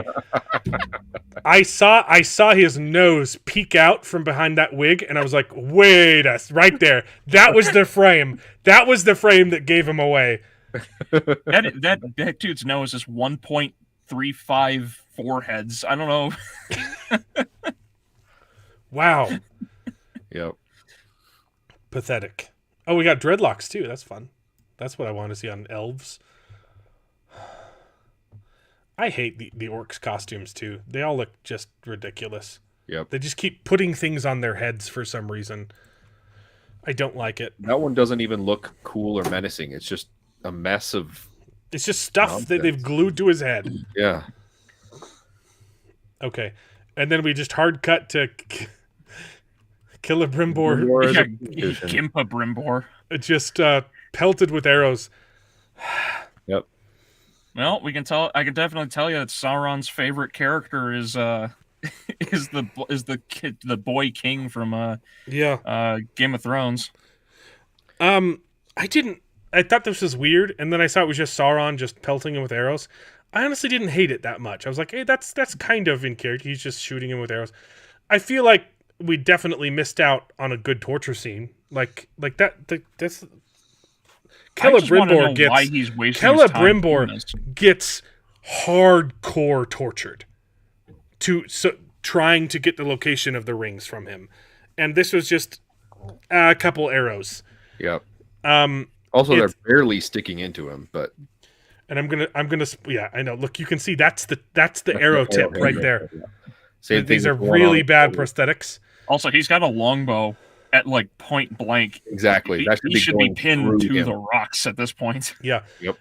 It's really funny when he stands up and the arrows are in his leg. I'm spoiling one of my future memes, but it's the scene from Ace Ventura. Ace Ventura. Yeah. When nature calls. Yeah. That's good. It looked so silly. Yeah, you see that one too. It just the tip of the arrow just connects with his shoulder and just. Why is he holding his arm up? Like it's broken. Look, too. Like he's obviously just holding the arrow in place. Look at that! You can see the arrowhead the whole time. It just pink. It's not even in him. Yeah. Wait, does it just appear? Oh, there is. Is there travel? Oh, kind of. No. Let's see this. Maybe it's slight. Yeah, there it is. Okay, but obviously it's CJ, which is fine. Yeah. Oh my god, they screwed up. Nope. I saw it. They screwed up the arrow. They didn't match the arrow. Go back. Watch the tail. Watch the feather. Ding. Ding. It just disappears. You're right. The arrow goes into him.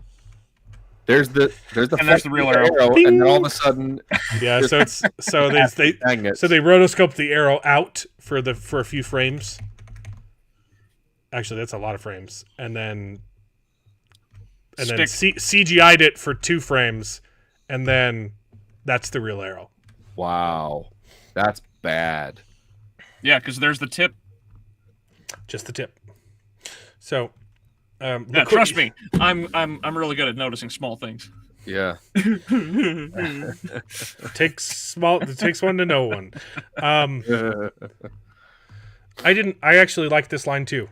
Look what you've done to yourself. I liked that. That is something Sauron would say.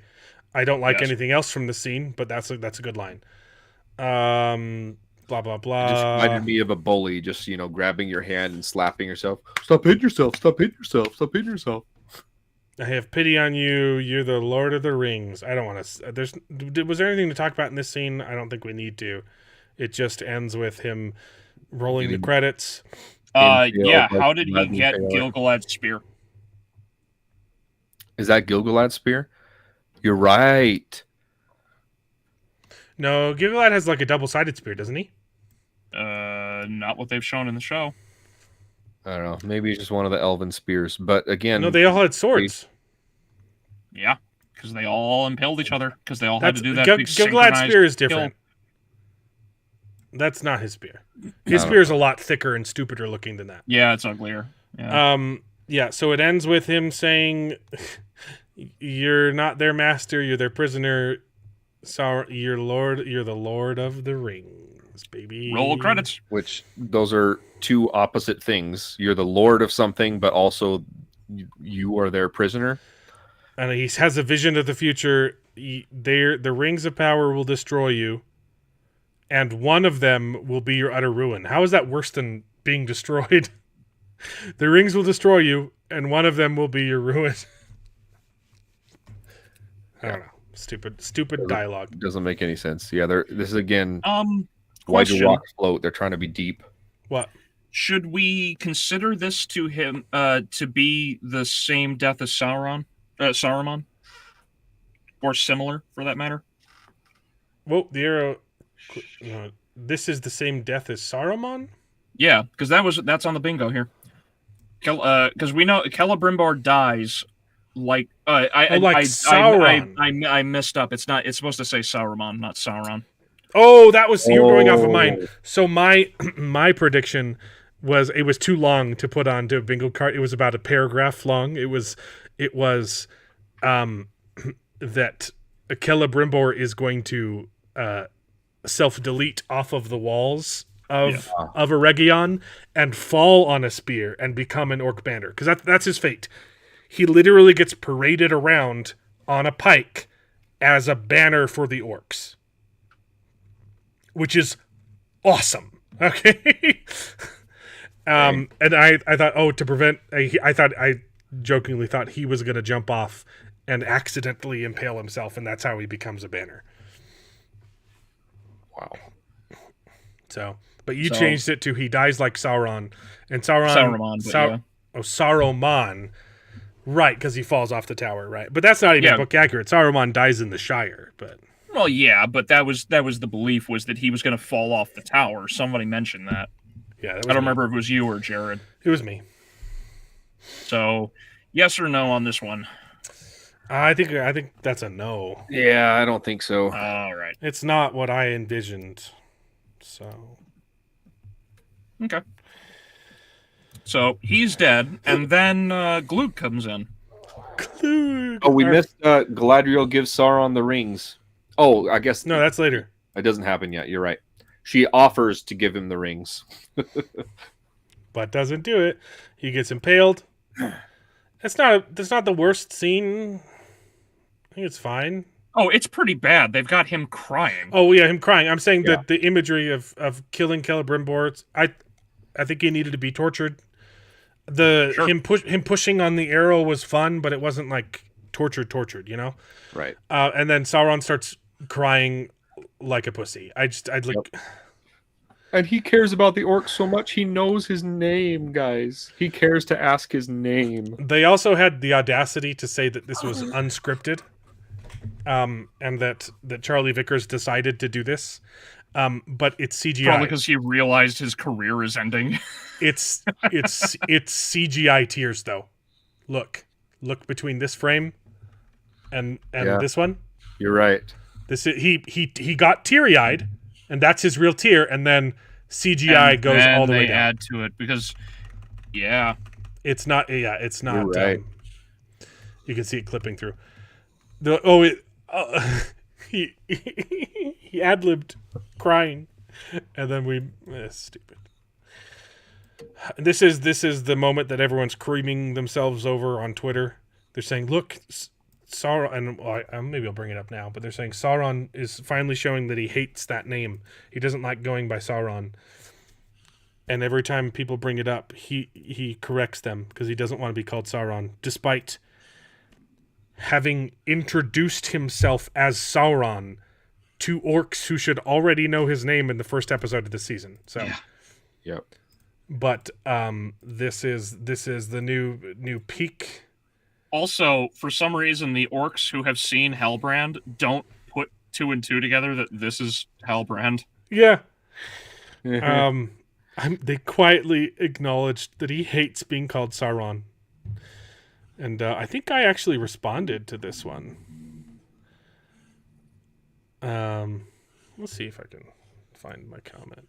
But yeah, they're obsessed over this on Twitter. Let's see if I can find. But that's not even an issue because it's not like, even if that were the case, even if that were book accurate, he still goes by it. Yeah. Right? No, he never calls himself Sauron. Sauron hates that name.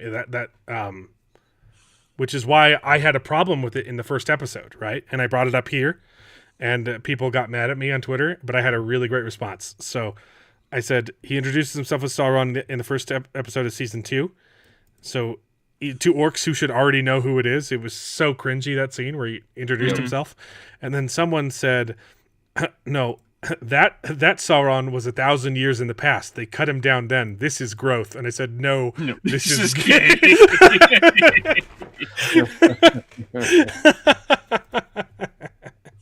And then he said, "Most rational rings of power hater," and I responded, "So you've heard of me." I'm a pretty funny guy. Anyway, that was a Twitter victory. I had to Nice. tout. Was there any more talking about? I saw tons of people. Oh, it's so good writing. I don't care. Yep. I just can't wrap my head around how people could think it's even remotely good. Yep. Anyway, what's your name? I've never been asked my name before. As soon as they cut away, I could hear you screaming from Utah. Like, how does he know his name? And I'm like, oh, that's Gloog. They've never said Gloog. They've never said Gloog on screen. The only reason you know is because of the subtitles say Gloog says this line. Yeah, because I read. But yeah, that was what I was laughing about when my lady and I watched this earlier, because I bet I feel the because you know everyone's name in this show for some reason. And then it cut to commercial for us, and I was like, I bet he's screaming right now. What's his name? What's in the box, man? Well, this is Mike Ehrmantraut, right? You know, what's my name? You know my name. Say it. What's my name? Cusco. It's Breaking Bad all over again. You're right. I don't want. It's a good line, but I don't want to take the Lord's name in vain, so I can't quote it. I hate that they have not revealed Theo's ears yet, because you know it's going to be a season 3 reveal. Except that they spent screen times in this season saying, "No, I'm not. You're not my dad." To Arondir. So maybe that's the twist, is that he is half elf, but Arondir is not the dad. So his mom just likes banging elves. Well, if he's half elf, then he can't have a ring for men. Oh, that's true. Rings for men. I don't know if he's half human. I don't even remember this scene. And I am absolutely right. By the way, Nemen is absolutely going to become. Oh yeah, as soon as he showed up, yeah. If he doesn't get killed by the Entwives first, because they said, "Oh, you cut them down; they're just trees." They're just trees. I did actually like how Isildur looked away, like, yeah, about that. Yeah, just trees. I honestly don't remember this scene. What happens in this scene?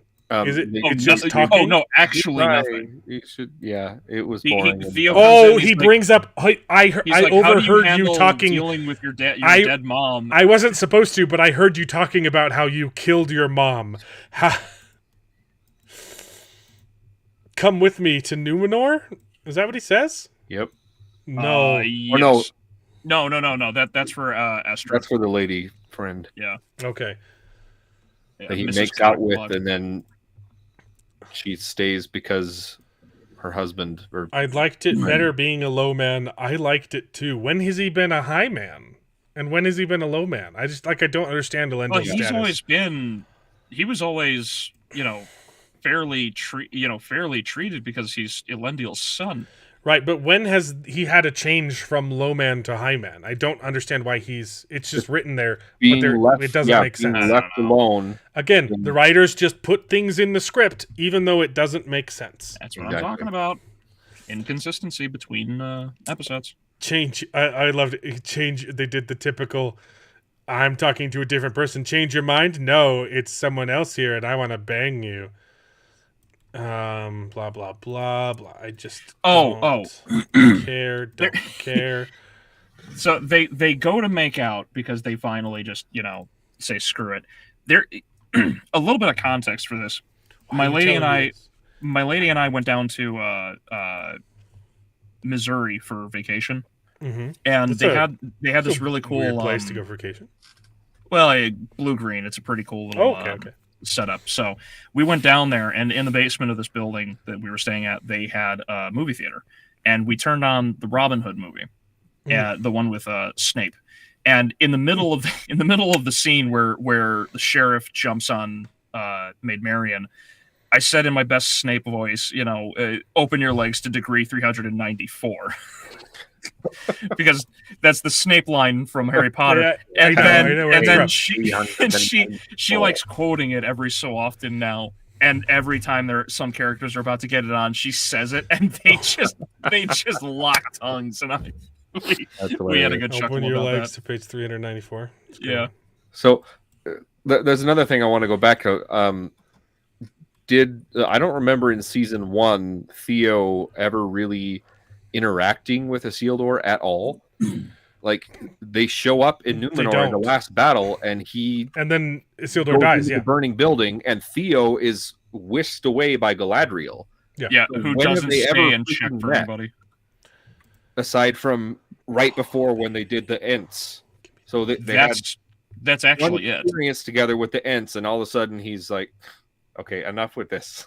No, it's my show. I can do whatever I want. Yeah. Just play with the dolls. Yeah. We need a... Yeah, Theo and Isildur give this big hug, like, "Oh, we've been friends forever throughout these last 2 seasons." Like, no, you just met. Healing. Come with me. I mean, I guess he kind of helped rescue him from the Ents, right? Or no, was Isildur even there with Arondir when they? Yeah. Okay, so they rescued Theo from the Ents. That was their only interaction. Yeah, that's it. And for some reason, he was, Theo was then promoted to Lord of Pelargir, and it's like, how? Why do they care about Pelargir? It's a ruin. Yeah. Like, I don't understand why it was important for Pharazôn for his son to go and stay at Pelargir. This makes no sense. It's supposed to be the established fort, and it is quite sizable, at least in the background. But it's not. It's 3 houses. I know. Yeah. The show doesn't. Exactly. I just got a close look at that. It's a place with 3 houses that was somehow significant enough to build aqueducts. I despise their breastplates. I can't. Yeah, the breastplates. These ones, they don't have boobs anymore, though. They fixed them. But look at their stupid little arm things. Like, what the heck is that? Those arm guards are pretty bad. How did we lose value from season 1 to 2? Yeah, beats me. The money's already spent. Like, this is the best part, though. Low men of Pelargir, salutations. I'm Theo, son of Bronwyn. Yep. Okay. Why do we know who Bronwyn is? Why do we care? Okay, all this stuff. No. I don't know if you heard, but this is Theo. His mother was Bronwyn. Okay, why do I care? Yep. I hated that so much. Like, why is that important? It's just reminding the audience that these characters exist because we don't care about them. Yep. And somehow Albelio still knows their names. See, who was this for? Was this for the audience? It wasn't for Albelio. Albelio knows. GLUG. That's how you spell that orc's name, by the way. Glug. Yeah, I didn't understand this. I was confused because, like, the boyfriend here is acting like the second in command, but Theo is supposed to be the Lord of Pelargir because Arondir said you're the boss now, but he's just completely brushed off. I don't understand the dynamic. I don't understand why this boyfriend is important at all. Also, he was one of the bad guys. Yeah, and then he just gets accepted into Pelargir without any issue. Yeah. Like, dude, you have a brand of Adar on your back. Mm-hmm. Why should we trust you? Yep, and same thing with the chick too. They revealed that she had the brand. But she burned hers off, so she's repentant. Yeah, sure, but Arendir also mentioned that they burn the brand so that they can hide into, the ranks of people and you talked play about sneak people. boy. You talked about people immediately dropping facades. Yeah, this is the other one. Yeah. He starts Exactly. off being nice to Isildur. Oh my goodness! And then 2 seconds later, no, I'm gonna be a dick. Like Yep. That's the second what example. was any of it for? I don't understand. The show doesn't understand either. I don't think they even knew what to do with this, because I know we'll get to it, but it frustrates me that, like, is there enough room on the ship? Yes. All right, then there will be plenty for one more. And then the boyfriend just walks awkwardly in between the two of them. Then let me take this woman. They haven't discussed it with their boyfriend at all. Let me take this one. You mean take me? I don't. Yeah, it's so awkward. It's just like he doesn't say anything. He just walks in and he's I don't get blinking it. a lot. That's like, I don't know. What's going on? It was so awkward. And then he says, "There's no passage for low men," and I was like, "Excuse you, that's a low woman." So I am Excuse no you, man. that's a low blow. Yeah. like I thought I was so confused by this. I thought he was talking about Isildur. Yeah. Because the next line is, "There's no passage for low men," and Isildur says, "But I survived an eruption. My sister is a guild member. Yeah. Surely you can take me on the boat." Exactly. Like As a the Numenorian. dialogue, it's so confusing. My father's Queen Regent. Actually, your dad's a traitor, and now I just immediately dropped the facade, and now I'm going to kill your horse. Like, none of this was interesting or even important or led to anything Yeah. at all. Yep. And they could have had the same type of dialogue and have it be consistent. He could have said, "Hey, look, I'm your friend. Your father is a traitor back home. I will stick for you. I will vouch for you, but you need to be careful. I'm in charge right now." Yeah, like they want to have the Game of Thrones intrigue, right? Yeah. But they're so bad at it. Like, wouldn't you want to pretend like you're on the same side? Wouldn't you want to Exactly. trick him and lull him into something and then capture him? Like none of it makes sense. The writers don't know what they're doing. They don't know why the lines are here. They're just there. Yep. The actors don't know why they're there. They're just reading them because it flip flops so hard between pages. Like it just What is that? What? Can His you hat? go back to the wide shot? Stop. Guy on the right. What is that on the dock? That's a dumbbell. That's a Is that a weight? That's a weight. Yeah, that's what Right it here. looks like. What the hell is that? It looks like a modern day. That's a plate modern day weight. dumbbell That- weight. That's like a 10-pound weight. Chat, am I insane? Does that look like a weight? No, that's just a weight. I bet you that plank was loose and they just plopped a dumbbell on it and then forgot to take it out for the shot. They told the extra to stand in front of it, but he moved off his mark and they didn't catch it. Also, how fake are these wooden boards? Yeah. Like, look at the one that Estrid is standing on. Do you see that like sharp edge of like styrofoam? Like, all of these here look they're not real. Or this little stick thing. Well, you can see they want them to look like they're weathered, and so they cut them to length, and then they weathered them the edges, with a straight line, and they're all identically weathered. Which that's not how you'd build a dock, right? But but it looks old. It's like they just covered them in mud, Mhm. or rather, I should say, they just dipped them in textured paint. Also, the dock is mostly on land. Like you can see, even out where it's supposed to be into the river, there's still land. Right here. No, Mhm. behind them, they've got that's tufts true, of yeah. grass. Well, you can have Right there, grass in you the know? water, but yeah. Well, yeah, but that's not the purpose of a dock. The dock is supposed to go into the water. It could be Or a it's not shallow an anymore. edgeway that's meant to try and Yeah. What 'cause they about don't the supplies you they don't promised? have concrete. The food for winter. When were they promised supplies and food? I don't understand this either. Yeah, last season the Numenorians just abandoned them and left. They Yeah. showed up to save the day and then abandoned them. Apparently they remember made them a the promise. exchange. No timber or supplies until you make timber. Yeah. You promised us timber. There's it says they promise them food, and they say, if we don't get timber, you don't get supplies. That's what he's trying to say. They said that you promised us supplies and food, and he says, "Oh, no timber, no supplies." You're right. Yeah, okay, I'm dumb. You're right. It's bad dialogue. You're correct. I am not correct. Okay, then we get this.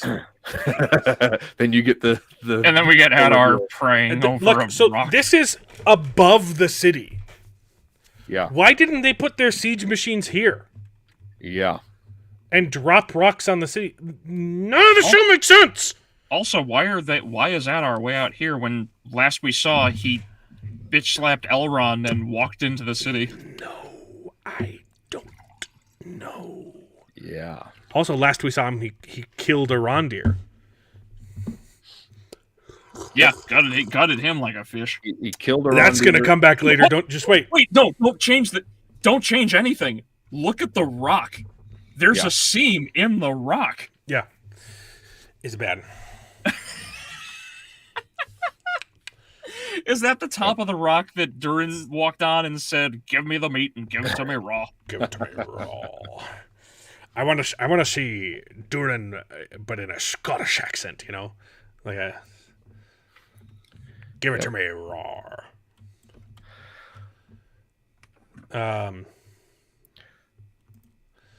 Yep. So now Sean Connery, you know.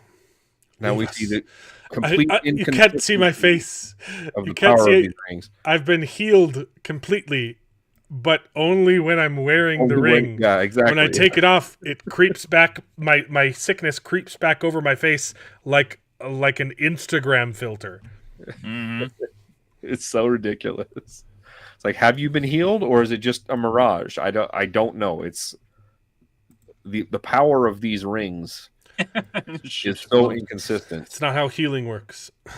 Yep. In this slaughter, and I will do as you ask. It's not how healing works. How does she have any? Does. He can just kill her and take it. She doesn't have any bargaining power, but she's bargaining like she has bargaining power. But this is what I'm talking about. Characters are inconsistent episode to episode. Yep.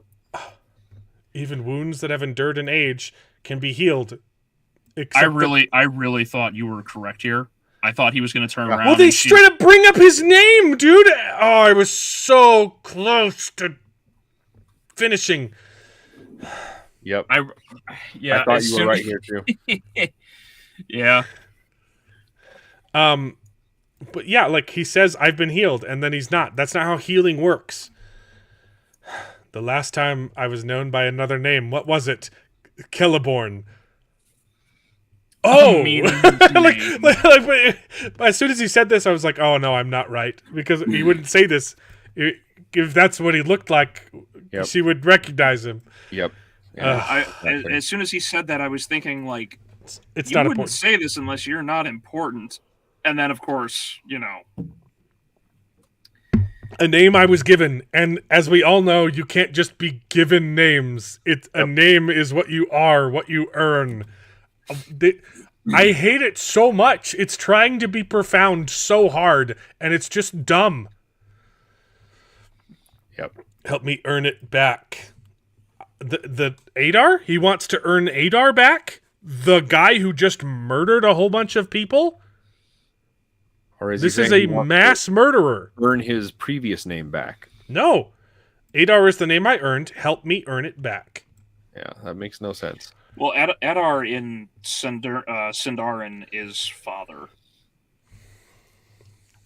Gotcha. So I get is he saying bang me? Oh, he's saying the elves are his children. He's constantly he already has those. The orcs are his children, I mean. Take it. Oh, help me vanquish Sauron with it. Sauron. I shall swear I'll recall my children to Mordor, and we won't hurt anyone. We won't make war again. This line is such an odd line. Pissed me off. I have slain more of your children than any elf alive. Wrong, and I hate that the show is pretending like this is not wrong. Yep. And also, why would she indulge him and call them his children? But whatever. What about like Fëanor? He didn't kill more orcs. Any or elf alive. Remember, he's an ash pile at this point. Okay. Yeah, because he's dust on the wind. I guess. Like she doesn't even come close to being the best orc killer. Yeah. Or who was and not only that, but who was the guy that fought the Balrog on the mountain? I always in the forget show his name. or in real? No, in the actual novel. It's one of his sons. No, it's Glorfindel. Thank you. Am I right? Is that it? Glorfindel? I'm pretty sure. Glorfindel fought a Balrog. No more flames, no more darkness. Heal the rift between Elf and Uruk. Lasting peace now and forever. You wanna know what's funny? Adar hasn't changed his clothes in 1,000 years. I realized that this episode. Yeah, that's right. He's wearing the same armor in the same condition 1,000 years ago when he betrayed Sauron. That's just some little food for thought. Yep. I want to know where he shops. Honestly, my pants keep ripping out of the crotch. I can't find pants that last longer than half a year. So, dude, the problem is real. Like, I get brand new pants. They don't make later, they don't make clothing like they used to. Yeah, like it's inferior quality. My crotches are always ripping out, and it's not because I'm fat now. I was a fat kid, okay, and I had pants that would last forever. And even shirts, like I've ripped shirts, putting them on, like my finger has just pushed through the cloth of brand new shirts. Yeah. Anyway, this was so dumb. Yeah. He's hurt. Where? He's hurt. Yeah, but where? Yep. Why did he have to pretend to be hurt to be close to him? Like, he already has Adar. He already has his ear. He's already his closest confidant. He could have just walked up and stabbed him. It's so silly that it's orcs doing this. Yep. It's so dumb. Oh, they actually, for the first time, they've said his name. He tried to make Glug betray you, but he resisted. And boy, did I call that one. Even if they're mad at Adar, why would they choose Sauron? Like, Sauron treated them the same. Yep. He treated them why worse. they betrayed Sauron in the first place. It doesn't make sense. Well, remember, because now we don't actually know who Sauron was and ran everything during the time of his absence. Because that was the other thing that they did, is they showed Sauron in the armor and controlling everything, and then they showed us the... No, that was Adar. We solved it. Sauron was a goo for 1,000 years. Remember the stalagmites?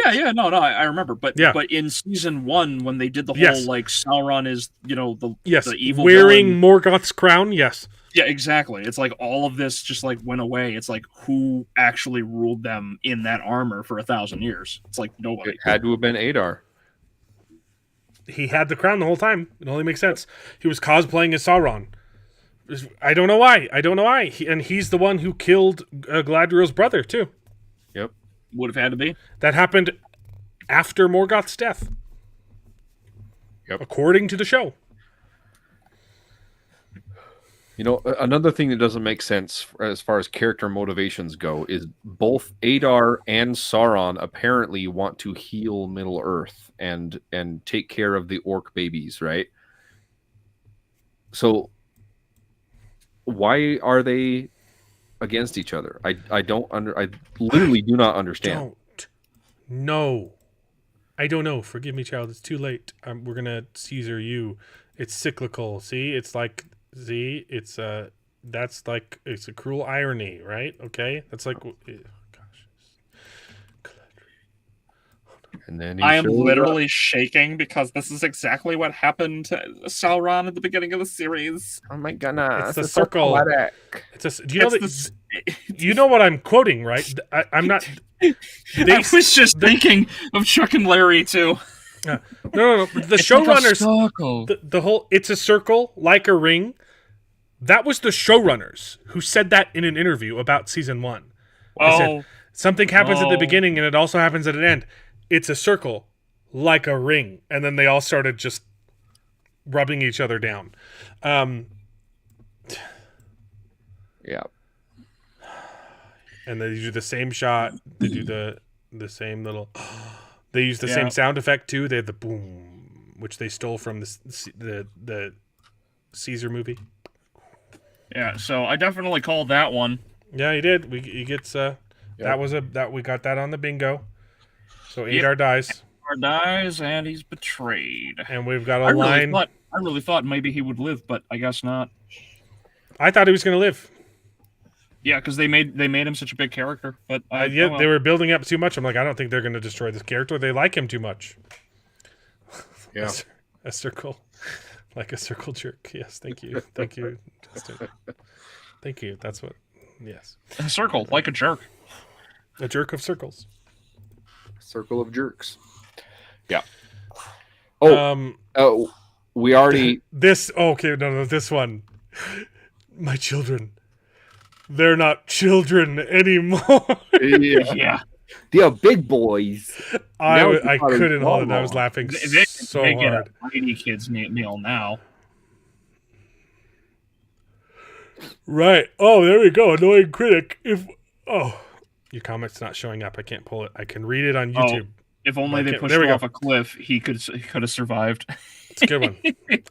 There's a delay between YouTube and the software that lets me pull up your comments. And I read it first. I was like, I want to share it. And I had to wait. I had to wait for it to pop up. Oh, gosh. This show is stupid. Oh, sorry. You didn't even see the line because I still had this pulled up. You were just listening to me read the line. My children. They're not children anymore.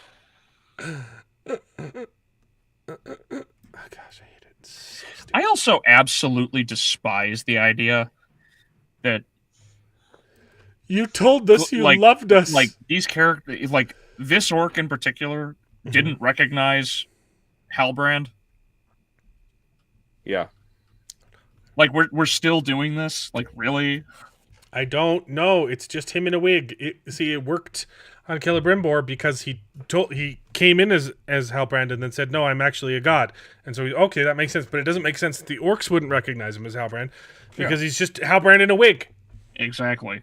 I hate that we keep doing this.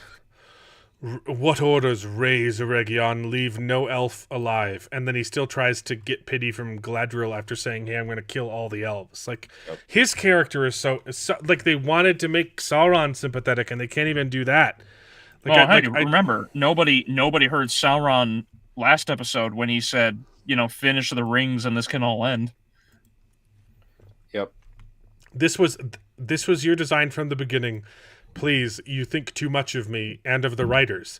He's literally like he's admitting what we all knew is that he has no plan out of it. Yeah, exactly. He's just flying by. And even the choices that he's making don't make sense. Why would he have them attack Eregion when he's in it and he wants to make rings? I don't understand Sauron's motivations. None of his choices make sense. And I don't know if he has a plan and apparently he doesn't. He doesn't have a plan. And comparing it to the Penguin, the Penguin is the character that they wanted Sauron to be in the show. Done well. He's I hate that they're trying to portray Sauron as an opportunist. And he's just putting things together on the fly, working with what he's got and making a plan. That's not Sauron, okay? But if you're going to do it well, which is what the Penguin is doing, right? The Penguin episode 2 starts with him. He's got a card. He's got a trump card, and he's trying to play it. And the entire episode, he's trying to play that card, and the situation keeps changing, and so his plan and where he plays the card has to keep changing. Right? He goes, "Hey, I'm going to show it to this guy." Oh, he's not going to talk to me. Okay, maybe I'm going to show it to this guy. Oh, something else happened. Okay, now something else happened. That forced my hand. okay, I've got to play my card here. Here are the photos of the people banging.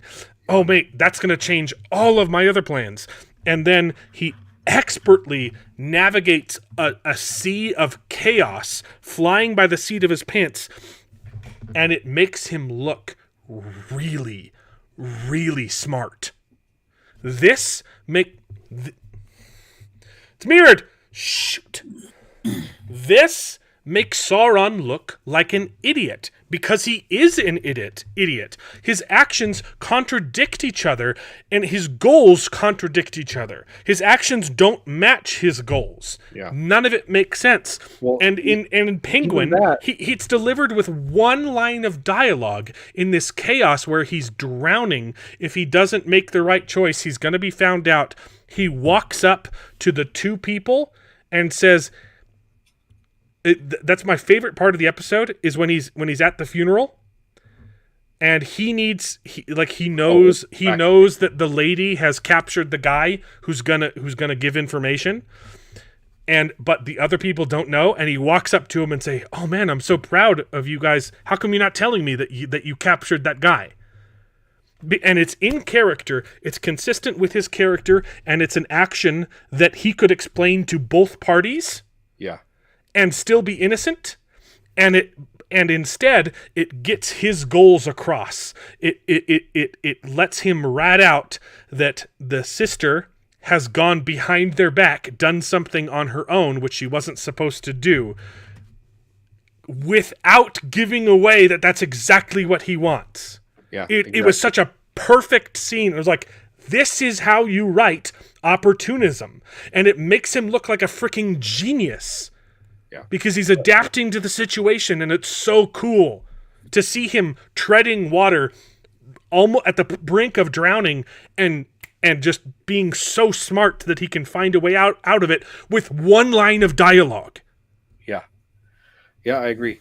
But the problem here is the writers aren't even consistent with what they're trying to show for Sauron. They don't know. Sometimes they're trying to show that he's an opportunistic, taking the best advantage of the situation. But then other times like this, he's like, "Oh, this is your master plan all along. I planned everything." They're also trying to flip-flopping back and forth of whether or not he's sympathetic to the. All this was by his design. Dark Lord, he's like, he's trying to heal Middle Earth, or is he trying to take over everything? He wants the rings to heal the Southlands. He straight says, "This was not my plan," even though before they've ground it into us that this was his plan. Yeah, it makes absolutely no sense. See, I don't know about you, but the biggest problem I have with half of these scenes is that for some reason everything's a Dutch angle. Yeah. Yeah. Give it to me and give it to me raw, baby. That's the joke that goes there. Give me your ring and the 9. It's not my wish to harm you, even though I just said I'm going to murder every elf in the city. See, they exactly. They're not even consistent within the same scene. Yep, exactly. Do you wish to heal me? I wish to heal all Middle Earth. As you have a Region where you just said you're going to murder everyone? I just don't. The only thing he'll try to heal are your roots. Out of all of the stupid things that I was assuming this finale was going to do, in my wildest dreams, I never would have guessed it was going to end with a sword fight between Sauron and Galadriel. Well, it's kind of what I mentioned before. I'm shocked by how little this episode actually does, because we were thinking all kinds of bigger things, scene to scene. Where is she striking? Look. Yeah. Look, she's trying to hit the tree. Yep. She has a short sword, and she's crouching and striking at where his block is going, where his parry is going to end up. I hate choreography like this. It's so bad. Oh, let's all look, I'm going to move my sword out of the way rather than stabbing you while you're spinning. We're both going to spin, and neither of us are going to stab each other. So freaking stupid. Wow. Look at how wide that is. So go back a bit. Go back. Yeah, I know. All right, a little bit further. It's not even on screen. Little further. He's chopping down at her legs, and then he hits her in the face. Yeah, and she's not even. There's nothing there. She's just reacting to nothing. Look at that. This is the first frame. Yeah, there's nothing there. He's already swamped. It's just like the orc on the top of the wall, hiding an invisible foe. So it's actually even worse. Go back just a little bit to the wide shot. It's right here. He's like that right before it changes frame. He's already swinging away from her. Yeah, and she's already reacting. So they tried to hide it. And he's swinging at her feet. Yeah. Swinging at her feet, going up. She's higher than him. The ground. She's on high ground, and he's swinging low, looking Does down. He have an earring? Maybe, I don't know. Oh my goodness, there is something. Or is it hair? Flopping. No, I think that just might be like. It might just be a hair. Okay, but yeah. So that does look like a little dangly earring that's flopping up. Yeah, I think it's just hair from the wig. Yeah, but yeah, no, he is so far away. Wait. Oh, it hit her side? Yeah, she threw her head back. There's no slash there. It hit her in the side? Yeah, it hits her in the side. Why? And then she covers up nothing. She's such a bad actress. She knows that because she puts her hand on the side, so she knows that the blow is supposed to be to her side, and she's such a bad actress that she flops her head back like she's been slapped. Yeah, look, there's no cut. Also, her arm is in the way. If it hit her in the side, her arm would be gone. She's so bad. She's so wooden. So anytime she speaks, she never moves. She never opens her mouth to talk. Yeah, I can't stand that her delivery is all like this. So not only is she really bad at she's not particularly a good actress, but man, when it comes to choreography, Morfydd Clark is not the woman you want to use. Yeah. Oh my gosh. Okay, what time is it? We've been doing this for too long. We're almost done.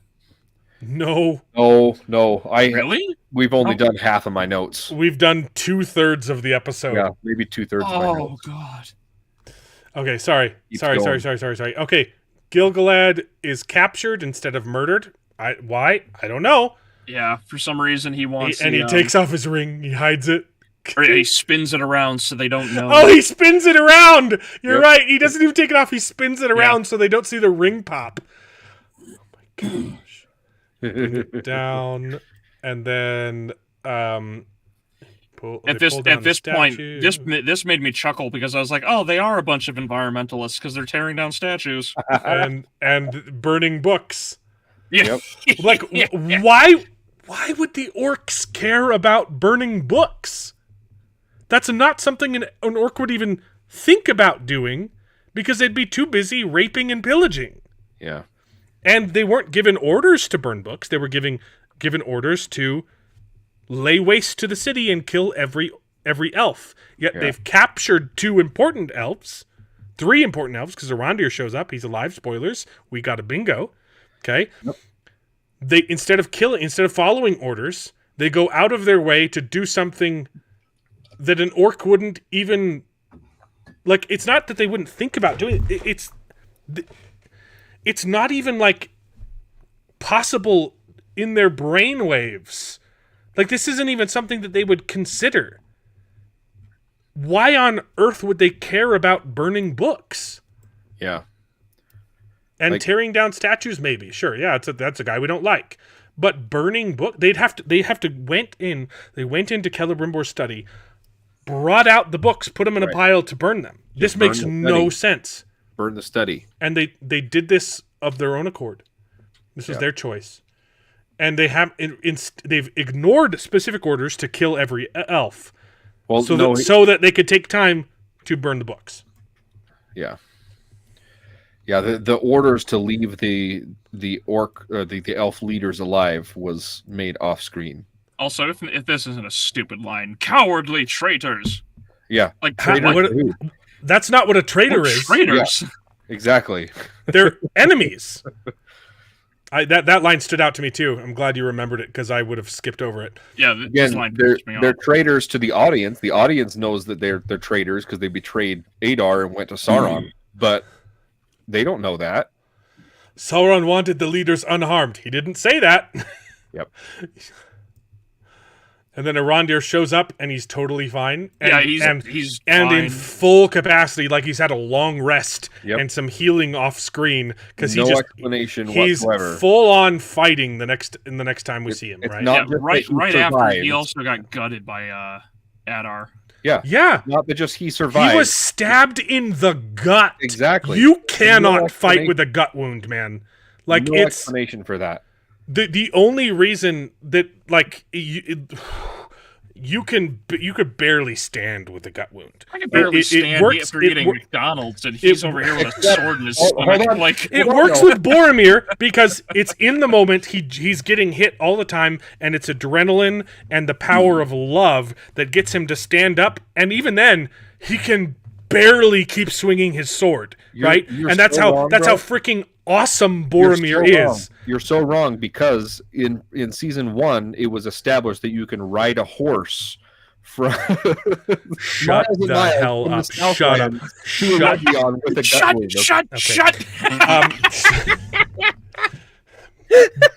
Boromir is the best character alive, right?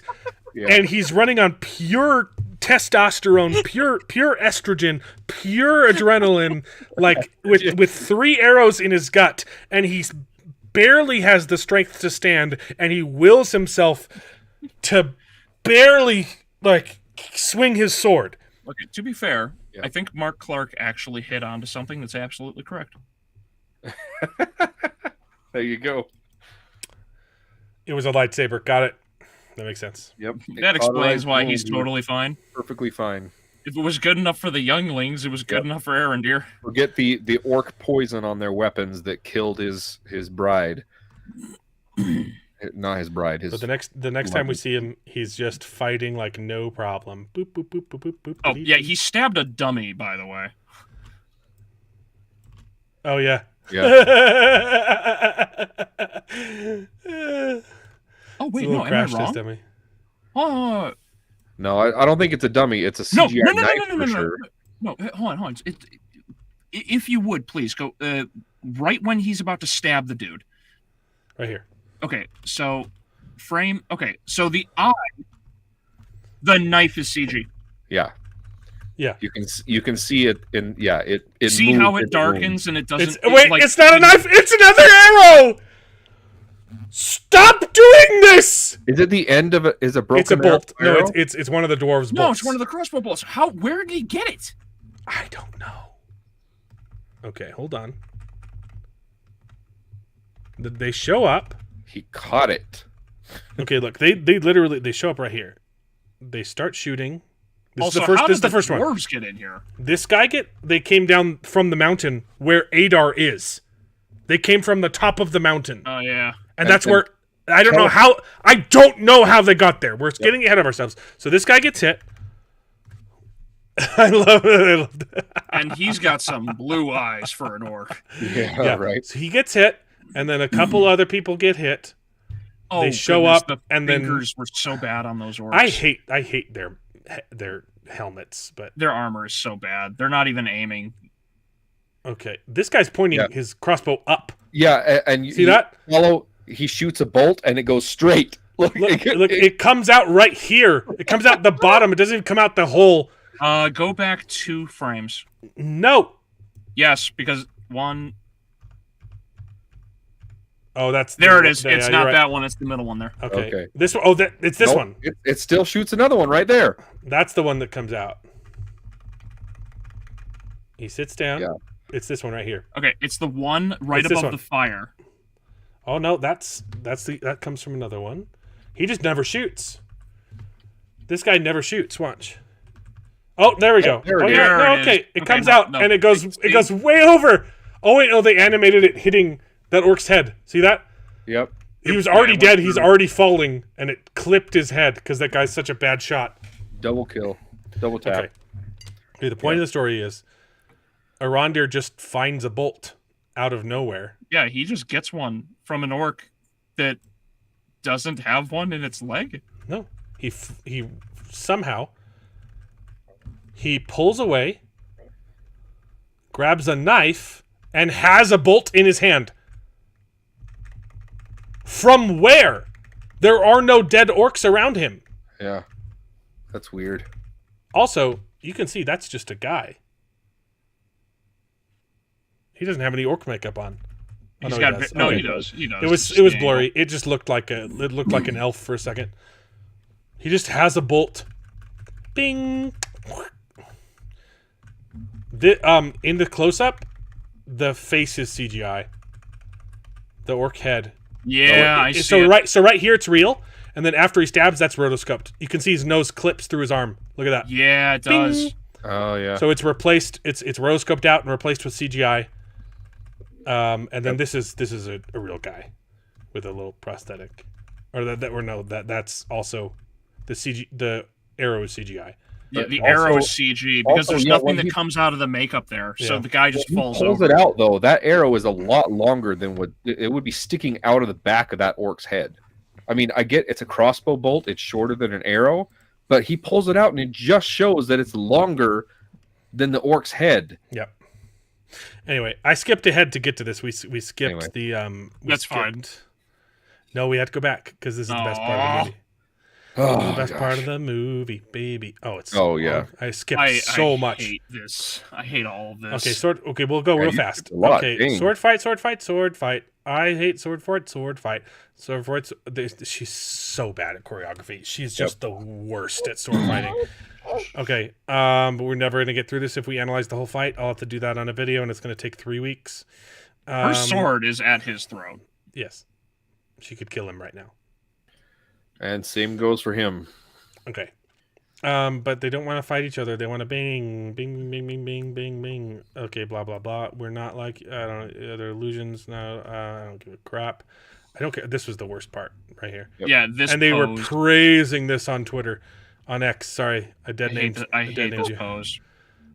They're fighting. This was everyone's favorite moment right here.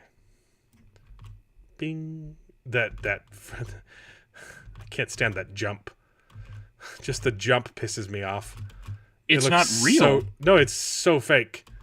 It's rotoscoped. And then this. Oh, this one gets me every time. Instead of going What a- for the killing blow, I just can't. I can't. That pose is terrible. The ring too. Oh, I hate it. Okay. And then, I'm your sexy boy. You can't stab me. Or I love that he found time to just grow a 5 o'clock shadow. I'm your sexy boy. I'm your Halbrand. And then they fight again. Well, so much for needing to rest for 1,000 years. Okay, and then he turns into Because Galadriel. he just keeps turning into different people in like an instant. Yeah, right. He turns into Galadriel, and everyone's like, "Oh my goodness, Morfydd Clark is such a good actress because she's Sauron pretending to be Galadriel, and you can tell it's not Galadriel; it's 100% Sauron." I read that take on Twitter, and I threw up. This is Morfydd Clark pretending to look like Galadriel but acting like Sauron. she's still not moving her lips like Galadriel. Exactly. She has no range. Oh gosh, that's a good one. There's that nostril flare again. Holy crap! Oh, that's a good one. Okay. Why is it that every time she tries to get angry, she thinks that she just smelled a skunk? Dude, they like the fact that they didn't like have them kiss right here with like both of them as Galadriel. I don't know what you're doing, but Wait, that's a completely different pose. yeah. Yep. Oh yeah, you're right. Her arms on the other side. Yep, it's there in a Wow. completely different pose. Just no continuity. They don't even have swords locked here. What are they doing? Wait. Oh, because she's got it in a. Down. I don't even know, man. Like, just stupid, retarded stuff. Yep. Again, swings at nothing. And now I'm Celebimbo, baby. Are they not the seeds you planted? I'd like to plant my seeds in you. And then this thing just breaks. Oh, he stomps on it. Oh, and then they I fall. missed that. I was like, why does this thing just break? It's because he That's so stomps. ridiculous. He stomps on it, and he's the one that takes damage. I don't know. And she somehow acts like she just fell off a cliff and then Wait, gets up wait, and no. then starts crawling away. No. We know what it looks like when Galadriel falls off a cliff. No, Okay, I know. That's why I made the joke. but she takes more damage when she falls 5 feet than she does when she falls off a freaking cliff. Yep. Oh no! Blah blah blah blah blah. I see. I don't give a crap. I see you. I know your mind. The door is still open for shipping. The door is shut. No more shipping. No more shipping our characters. Yeah, Yeah, and then she roundhouses him. Thank you as for though hearing he the wouldn't- same quote, David. Yep. The way is shut. It is sealed by the dead, and the dead keep it. Oh gosh, this just pathetic. Oh, and his scream that ah! Yeah. But again, he's What not is he aiming at here? He's her. swinging at the rock. He's not even looking at her. Look, he's looking at the rock. Yeah. She's a mile away. He's not reaching. He's Where just did he? swinging his sword. Is this Adar's sword that he has? Yes. Okay. Is that the one that unlocked the? No, because No. Theo has that. Theo This still is has that. this is a really fun choreography. They both go down. No, this is a different sword. This is Adar's sword. Is it? Yeah, this is Adar's sword. So look, this is my favorite part. They go like this, and they both swing at each other Why low. does Watch look this. at Watch his this. Though. face? I know, but watch this choreography. I don't understand what's going on here. They both swing low, and then they both hit swords, but then they continue through, and like she pulls her sword up, and he should cut her in half right there. Yep. But whatever. Okay. Blah blah blah. Oh, she got him. She made him bleed. Do you? I'm gonna put the Nobody makes me Batman versus Superman right there. Tell me, do you bleed? Or maybe 300. Maybe I'll do the 300 scene. Or maybe dodgeball. Nobody makes me bleed my own blood. Oh, there we go. Okay, text that to me, David. Quick.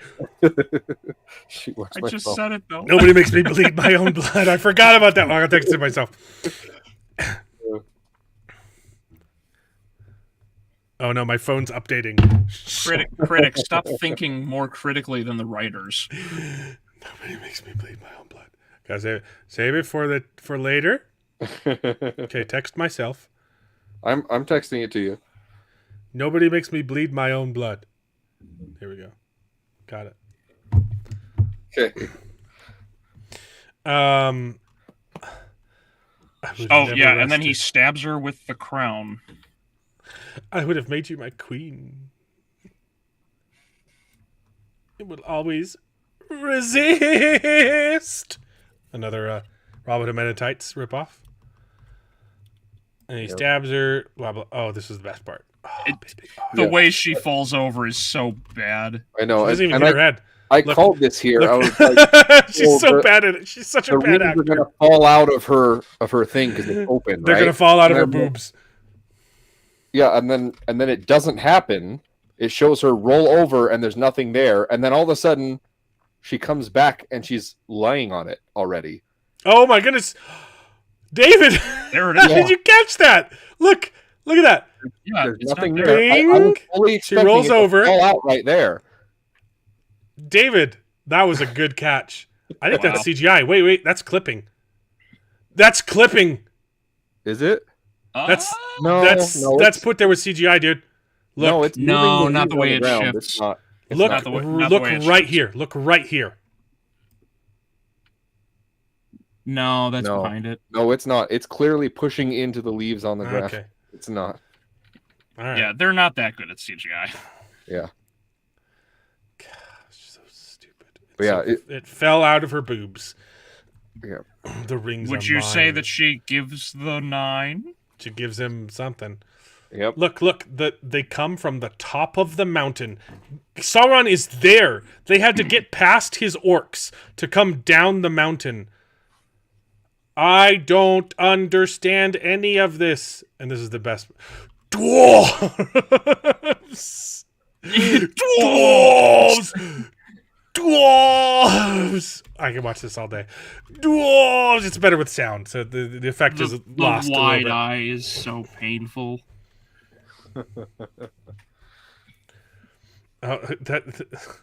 What happened to illusion powers? Why doesn't he just disappear and sneak up? You're asking questions. You're using more brain power than all the people on this show use. You're asking questions that definitely should have been proposed in the writers' room with the 25 writers. Okay, we already talked about this one. Gets a thing out of nowhere. Bing, bing, bing, bing, bing, bing. Lots and lots of fighting. I cannot stand the dwarves' armor. They look so ridiculous. I love how he just assumes this is Durin, and he turns around like this is some kind of like plot twist. It's not Durin. It's me. Durin's in mourning. Like I don't. Why is this happening in the heat of battle? I don't understand. Okay. How can any of these dwarves actually hear anything with that iron armor? Give me the rings. Yeah. Also, give me your ring. Did he just assume that was Durin because of how small he is? Yeah. He's being racist. All the dwarves look alike, right? But no, I thought here maybe he smelled some raw meat.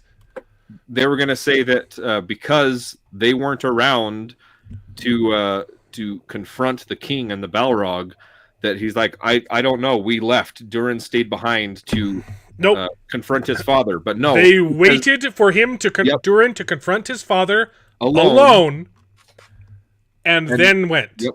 And it's because they know that the king is dead. The prince is in mourning. Like, what? So also, you wait a Balrog, second. The prince is in mourning, and then you decided to, oh, goodness. Is that CGI?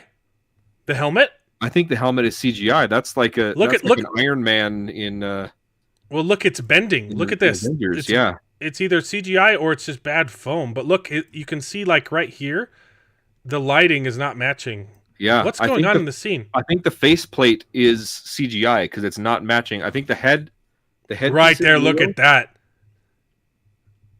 That's weird. I don't know why they did that. I think part of it is real, and they're CGI the faceplate on top, and it just doesn't match up. Yeah, like this part is. I don't know. I don't know what's going on, but it looks bad. Something's off. Move it. Okay. Blah blah blah blah blah. Give me your rings. Yep. And instead of saying "kill yourself" because that will get you demonetized on YouTube, she says "heal yourself." Yeah, this is probably the dumbest moment here. Why is she even like? Why do all of this and do pretend? If you're just gonna jump off, just jump off. Yep. And I was expecting her to like throw it behind her back, like Luke Skywalker, or right. Spaceballs. Oh, you fell for the oldest trick in the book! I can't believe it, man. Look how freaking far she falls. Holy! And then they all know to look up too. They're in the heat of battle, and 1, 2, 3 characters all know just happen to notice her to falling. Look up at the right time so they can see. Holy crap! Yep. We need that TikTok guy who like finds everyone. He finds scales, right? He's like, oh, look, this. How tall is this person in real life? And he pulls up their belt. Well, I found this belt on Amazon and looked at the dimensions, and he's approximately 32 belts high. So this is how tall he is in real life. I need him to analyze this scene. You know what I hate? That is thousands of feet. What I hate about this whole scene. She hits the tree. That's why. Oh yeah, the branch. I see it. Look at that. See, that's why she lived. The tree breaks her fall. And Also, her back. we need to go back. We need to compare to the wide shot of a Region from season 2 that they changed, because it's supposed to be. Where's the wide shot? Well, earlier when they changed, right remember before they she had does this. Before this interaction, they had the wall, because all of a sudden this cliff is right there, part of a Region, but it's on the wrong side. Keep going back. Keep going from back. where the dwarves are. I don't want to go back. I don't want to go back. There. What about it? So it doesn't make sense logistically. The dwarves are coming from the direction that a Region is already there. Right. The river is over here. Right. The elves and the orcs both came from this way to get into the city. But then And these are the dwarves on the stairway, right? Yes, Going the down dwarves into the city? show up behind the city on top of a mountain, somehow teleporting through Adar's and his men Yeah. through the secret entrance. Okay, hold on, wait. Then they I just have come a down the question. city. I have a logistical issue with this then. I brought this up earlier. Where were your logistics then? No. In the last episode when the guy comes over the hill and Elrond is in the river and he's like, "Look to the east." Right. Uh-huh. Aren't they looking north? Yeah, I don't know. The directions are all mixed up. Are you gonna make me do math? I'm not going to make you do math. I'm going to make you look in a direction. Like, so shouldn't he said look to the east? The guy comes over the hillside, but he's not over the wall. He's coming over the hill in the grass field. I'll look at this later, but I'm pretty sure the dude who comes over the hill isn't in the back of the town because he's in front by where they're fighting. Oh my frick! Okay. Also, see, I'm looking again. Yeah. I'm looking again at the shots that we brought up last week. Yeah, he's looking north. This.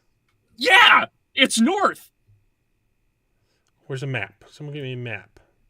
Someone pull up the map that the orcs have of Eregion, which is just a picture of a generic city, and they somehow know that it's Eregion. Yeah. But no, I'm looking at the pictures that we brought up last week of how they changed Eregion from season 1 to season 2 and built the wall. There's no cliff that they're seeing in this show. Like, the city is built up into the hill, and then everything around is the river. There's no freaking cliff for Galadriel to jump off of. The city is built up into the hill cliff. And then all of a sudden, there's a cliff for her to jump off of. God, I hate this show so much. All right, we can get back to and finish this episode. Unless it's the cliff on the other side of the river that they partially collapsed. No, look, it's wide open. There's nothing here. Okay, that's the city built up into the hill there. Okay, where the hell is the cliff that she jumps off? There's no stairway. Yeah. Okay. There's buildings, so there would have to be a stairway down, right? Okay, so there's going to be a path in between these buildings, and the secret entrance to the city is up here on the top of the mountain, and somehow Adar and his orcs got there. And also, the dwarves come from on top of the mountain, into the city. Yeah, because that's basically Khazad Dûm in the back there. That's the Misty Mountains. Right. So, but wouldn't they come in this way on the ground? You would think. So they went down a mountain and then climbed up another mountain and then down a mountain to get to the city, rather than going through just following the river to the city. Yeah, and where Elrond says, "Hey, look to the east," he's looking north because the dude is on the other side of the river. He doesn't say look to the east. We're memeing that. He says look to the north. Oh, does he? Yes. Yeah. That's okay. But they should be coming from the east. I can't stand this show. Right. So the dwarves are coming from the north. You're right. Yeah. Oh my goodness, it doesn't make sense. Anyway. Yeah, I'm sorry, but it just You a bunch promised of these me things just clicked. no math. Oh my goodness. Heal yourself, and then jumps off. Go heal yourself, baby. Yep. Ugh. Oh, we passed over the scene. It's so much funnier when you sped it up. Thud. Wee. Okay, I enjoy that loop. That's good. You don't have to go back, but we passed a scene when King Gilgalad was being overtaken by the orcs or whatever.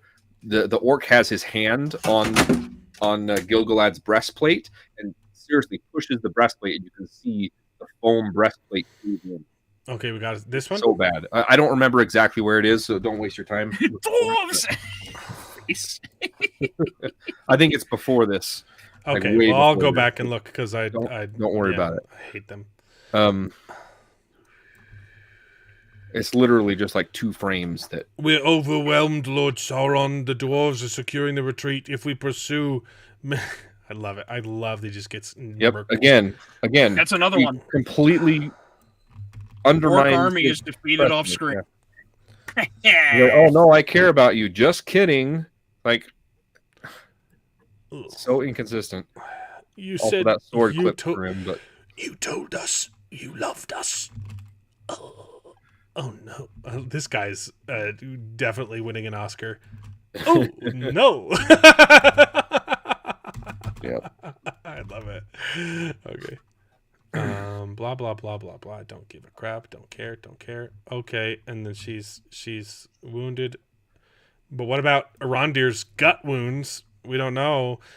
So one ring to heal them all, but 2 rings to Yep.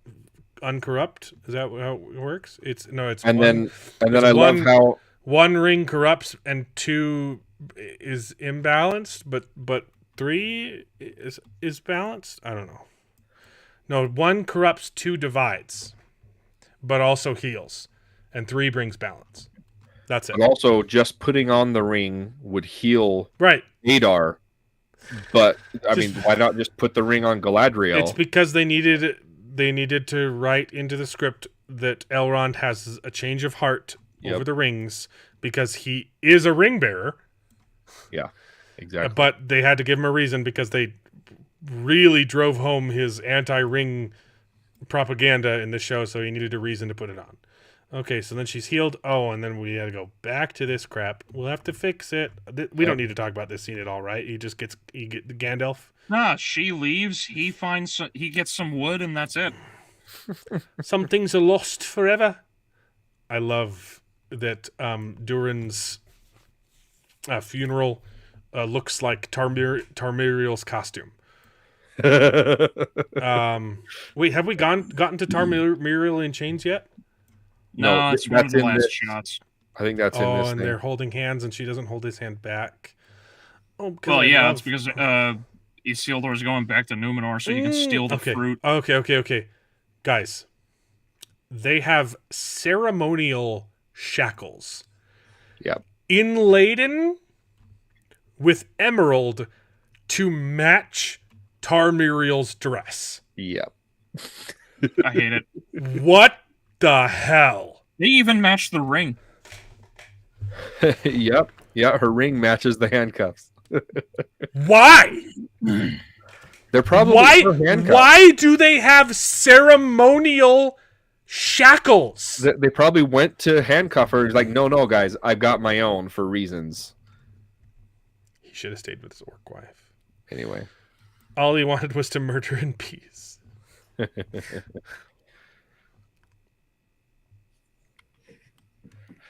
Oh dear. Yeah, it's hard to balance with 3. Well, here's the thing. If you're talking scales, yeah, but if you're talking like stools, if you're talking legs, 3 is a lot easier to balance than 4. Well, we've already got 1 on the docks. We just have to find the other 2. Yep. Blah, blah, blah, blah, blah. I don't give a crap. And Elendil just leaves. Elendil is supposed to lead the faithful out of Numenor. Yep. And he just leaves. And for some reason, Numenor is on fire because that was in the prophecy that he saw in the plant here. Uh-huh. No. He's lost. Yeah.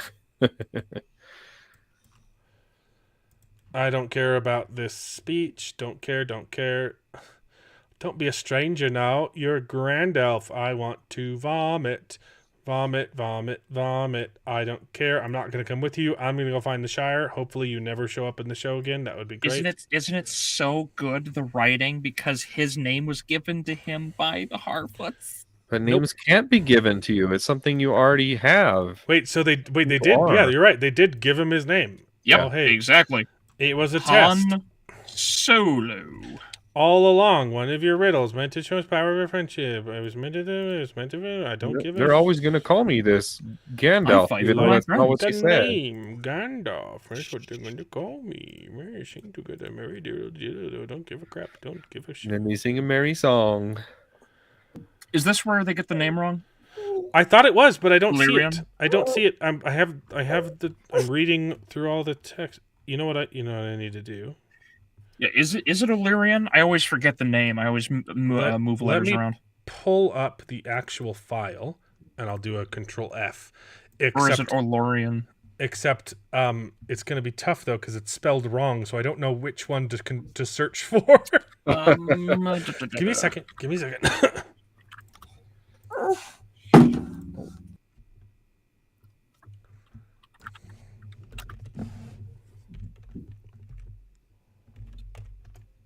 Olorian can't be found. Olorin. I think they spelled it with an E. Yeah, something like that. I'm seeing Olorin. Okay, I'm going to search for OLO. Colony? No.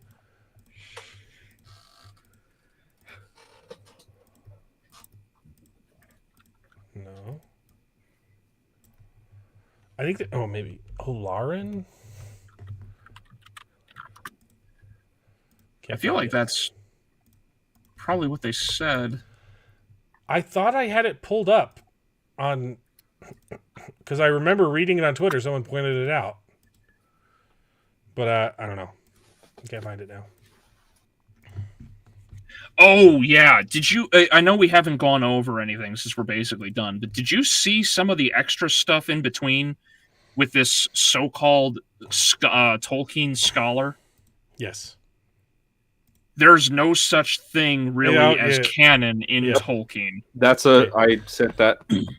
Yeah, I got it. I nearly dropped a brick. Okay, real quick though. Region. So the dwarves are going to have a Game of Thrones next season, and they don't even mention that one of the problems is there's a Balrog. Yep. Because that was obviously last minute. Yeah, because your brother seems to be gathering. Yeah, they pull his brother out of the butt.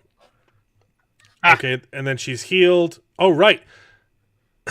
No, the other thing we missed is Elendil remembers he has another kid in this episode. What? Yes. I'm sorry? Elendil mentions his other kid, which is where he's going. He's going to go with his kid with the other faithful. Yeah. He just randomly brings up, yes, the showrunners have officially purchased the rights to my other son. Goodness. Okay, yeah, so she's healed, blah, blah, blah, and then they end up in Rivendell. Or where Rivendell's going to be. I don't care. I don't care about any of this. Don't care. Yep. Blah, blah, blah. Okay, that's the end. Also, yeah. Get rid of it. Anyway. Close it. Yeah. Why did he have a sword and not the spear? They remembered it for the fight. Even I wouldn't call that a spear, what he was using. Yeah. Okay, so this is... Okay, I gotta share the sound because you have to hear because it's retarded. So give me a second. Share audio. Lord of the Rings on Prime. This is official. Yeah, this is them. Because they kept getting racked with this is not. First thing. You got it? You hear? Yep. Good. Yep. Okay. First thing to specify is that there's no such thing really as canon in Tolkien. This is the Tolkien professor. This is not a Tolkien professor, okay? The Tolkien professor is Tom Shippey, who they fired because he was telling them this is not canon. And then they hired this guy who calls himself the Tolkien scholar, who presumably got his reputation by studying, dare I say, Tolkien lore. And they paid him $1 million to say this. As canon in Tolkien. Tolkien's ideas were ever evolving. Yes, Tolkien's ideas were evolving as he got older. And guess what? Does. He didn't publish them. Yeah. He only published them when they were done. Yep. And there's a rare case where he retconned a teeny little bit of The Hobbit in Lord of the Rings. Because the ring in The Hobbit wasn't initially supposed to be the One Ring. Right. And he said, let's make it the One Ring. That's like the one publication change. Yeah. Yes, he was always coming up with new ideas and a bunch of ideas in his notes that he didn't publish until they were done. You moron. Yep. That's like And saying, guess what do you call? They're calling this a lore deep dive. yeah. But there isn't any lore. Yeah. That's like saying the story of Lord of the Rings wasn't written until he wrote it. Of course it wasn't set in stone until he wrote it, but then he wrote it. He published it. I almost feel like the guy who's on the top looking at him like knows he's just bullshitting. Yeah. This take is as fake as that guy's hair implants. Look at his beard, man. There's no such thing really as canon in Tolkien. Tolkien's ideas were ever evolving. Like, screw you. I'm like... This is what happens when you let absolute retards out of the asylums. I was chastised this weekend. Our church had our general conference where we received spiritual messages from our prophet and apostles, and one of the big themes was we need to be peacemakers and to avoid contention, because contention, the spirit of contention, is of the devil. And I was doing some soul searching. I'm like, I need to be. I think I probably do take some jokes too far online, and I need to make sure that I'm loving my enemy, okay, and make sure that I'm coming at these conversations with goodwill and wanting to help these people. And I'm making a concerted effort to be more Christ-like and to be more nice. This man is the Antichrist.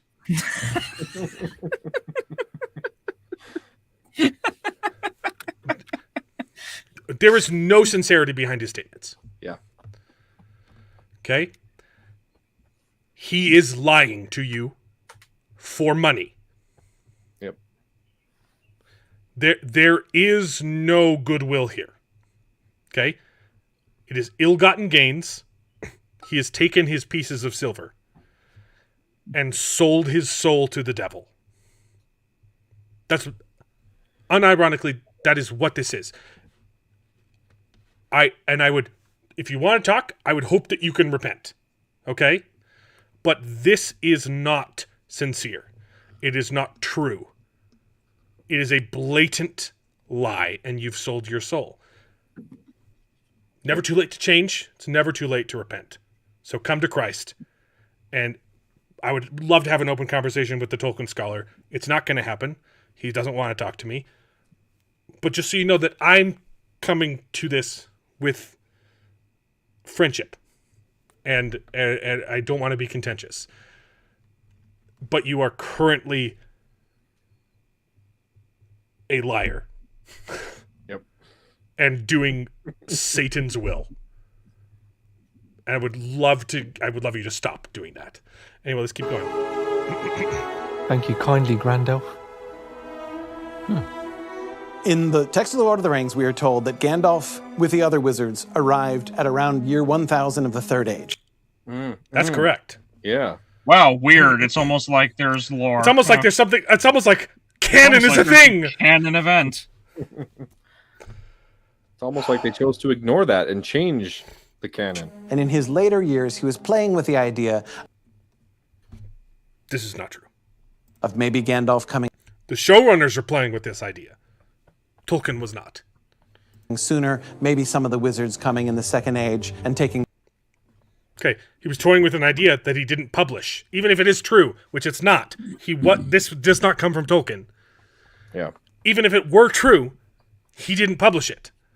So why don't you stick with what he published instead of what he was toying with? part in the Wars of the Rings of Power. When it comes to Gandalf, that's the most common name that people know him by. But what are some of the other Oh, it was here where they misspelled it. That's why I couldn't find it. It's right here. names? Like a personal get ready. favorite of mine is Olorian. Oh, there it is. Yeah, there's an A instead of an I. Morons. There's no such thing as spelling. There's no such thing as Tolkien spelling. Yep. Forget the fact that he invented like 6 different languages just for his books. Is Olorin. He's known as Mithrandir among Okay, that's true. Yeah, his name is the elves call him Mithrandir. Weird. It's almost like that's canon. the elves and in Gondor. He's known as Gandalf in the north. He's known as Much later, he's known as Gandalf. He's Olorin. Elves start calling him Mithrandir. Then much later, they start calling us. I can't remember who it is that starts calling him Gandalf. I think it's just humans, but Tharkun to the dwarf. yeah, see, that's a deep dive that I forgot about. I forgot he also had Tharkun. It's almost like canon is a thing. That's a good one. Yeah, it is a good one. And he's known as Incanus in the south when he lived in Valinor among the gods. You know where he doesn't have a name? In Ruin. Because he canonically never visited Ruin. Mm-hmm. Gods. His name was Olorin. They said it twice. It's also how he pronounces it, not Olorin. It's Olorin, not Oloran. Yeah. So it suggests he's been around lots of places, has impact. I was like, I know I saw this, so I'm so glad we brought this up because I was going crazy. Like, I know they spelled it wrong. I thought it was in the episode. But yeah, they're not going to bring up Olorin in the episode because he doesn't have any names until he's called Gandalf. Impacted many different communities and many different peoples, and they've known him under many different names. That same passage where he talks about his different names, he says, "To the east I go not." Yeah. Not to Rune. When we look at that quote in context, he's talking to a dude from Gondor, and the people of Gondor, they call Mordor the east. Oh. Wrong. That He is meant, all wrong. don't expect me to go throw down with, the Dark Lord at the But he does go there! Shut up! gates of Barad-dûr. So, your example is contradicted in the books. He literally does go to Mordor. He goes to the gates, to the Black Gates, and contends with Sauron. Yeah. So when it comes to Gandalf, what is his general purpose in Middle-earth? The rest of this isn't important. The rest is actually accurate what they say. Yeah, he shows up. He's actually not allowed to intervene, only with words, until the Second Age, until the beginning of the Third Age. Yeah. The Valar, not the Valar, the Istari in the. Wait a second. No. Okay, when they first show up, they are allowed to help in the fight against Morgoth. No, that's not Istari though. That's Valar. Never mind. Okay, I'm stupid. But yes. Yeah. It is only until the Third Age, the end of the Third Age, specifically with the battle against Sauron, where the rules change and the Istari are allowed to fight directly, which is why you see them fighting Gandalf actually taking action in the Lord of the Rings. Because up until that point, they were not allowed to participate. They were supposed to fight with words and teachings, right? To inspire and guide. But they weren't allowed to directly intervene because the people of Middle-earth need to learn to fend for themselves. Otherwise, they'll never survive. Right? Yeah. But then, Anyway. The fact that they got this guy to work on the show. I love that Gary. picture. I love Gary. He's great. That's so good. The reactions are pretty great. I love, like, how much audacity do you have to say, "Oh, I am a lore expert. Also, there is no lore. Also, let's tell you all these things that contradict the lore that we went directly against in our thing." Like, yes, the quote by Gandalf is said to Faramir, or by Faramir to Frodo. It's not even said by Gandalf. And East is capitalized, referring to Ruin. Yep. I'm saying Ruin. It's Rune. Right. Correct. Rune. I've been pronouncing it wrong. Sorry. That's okay. Well, I know what you mean, unlike this dude. It's got a little thing on it, so it's like it's like a long rune. It's Rune, I think. But I don't know. Screw these people. Like, just Yeah. repent. Okay, I'm a peacekeeper. I'm not. Fuck them. Well, you need to repent too. Then, this is official. Lord, they're literally shipping. You know how they did that interview where they said, "Oh, we're so surprised that people wanted to ship Galadriel and Sauron, even though that's how we wrote it." Yeah. I the love show. Disparu. I could never imagine that people would want them to. This is official. Like, yeah, of course you're shipping them. Go. I love that Disparu is trolling. He gave her his crown. This is so great too. Oh baby. I hated this one, but I loved. So this is a stan, and this is the still that they. Yeah. She looks so bad. Why would you pick this one? Looks like she's trying not to laugh. Yeah. She looks high. She's just the worst actress. So sorry. Ugh. Galadriel energy. Oh, that the director of the episode confirmed that Galadriel was in love with Halbrand.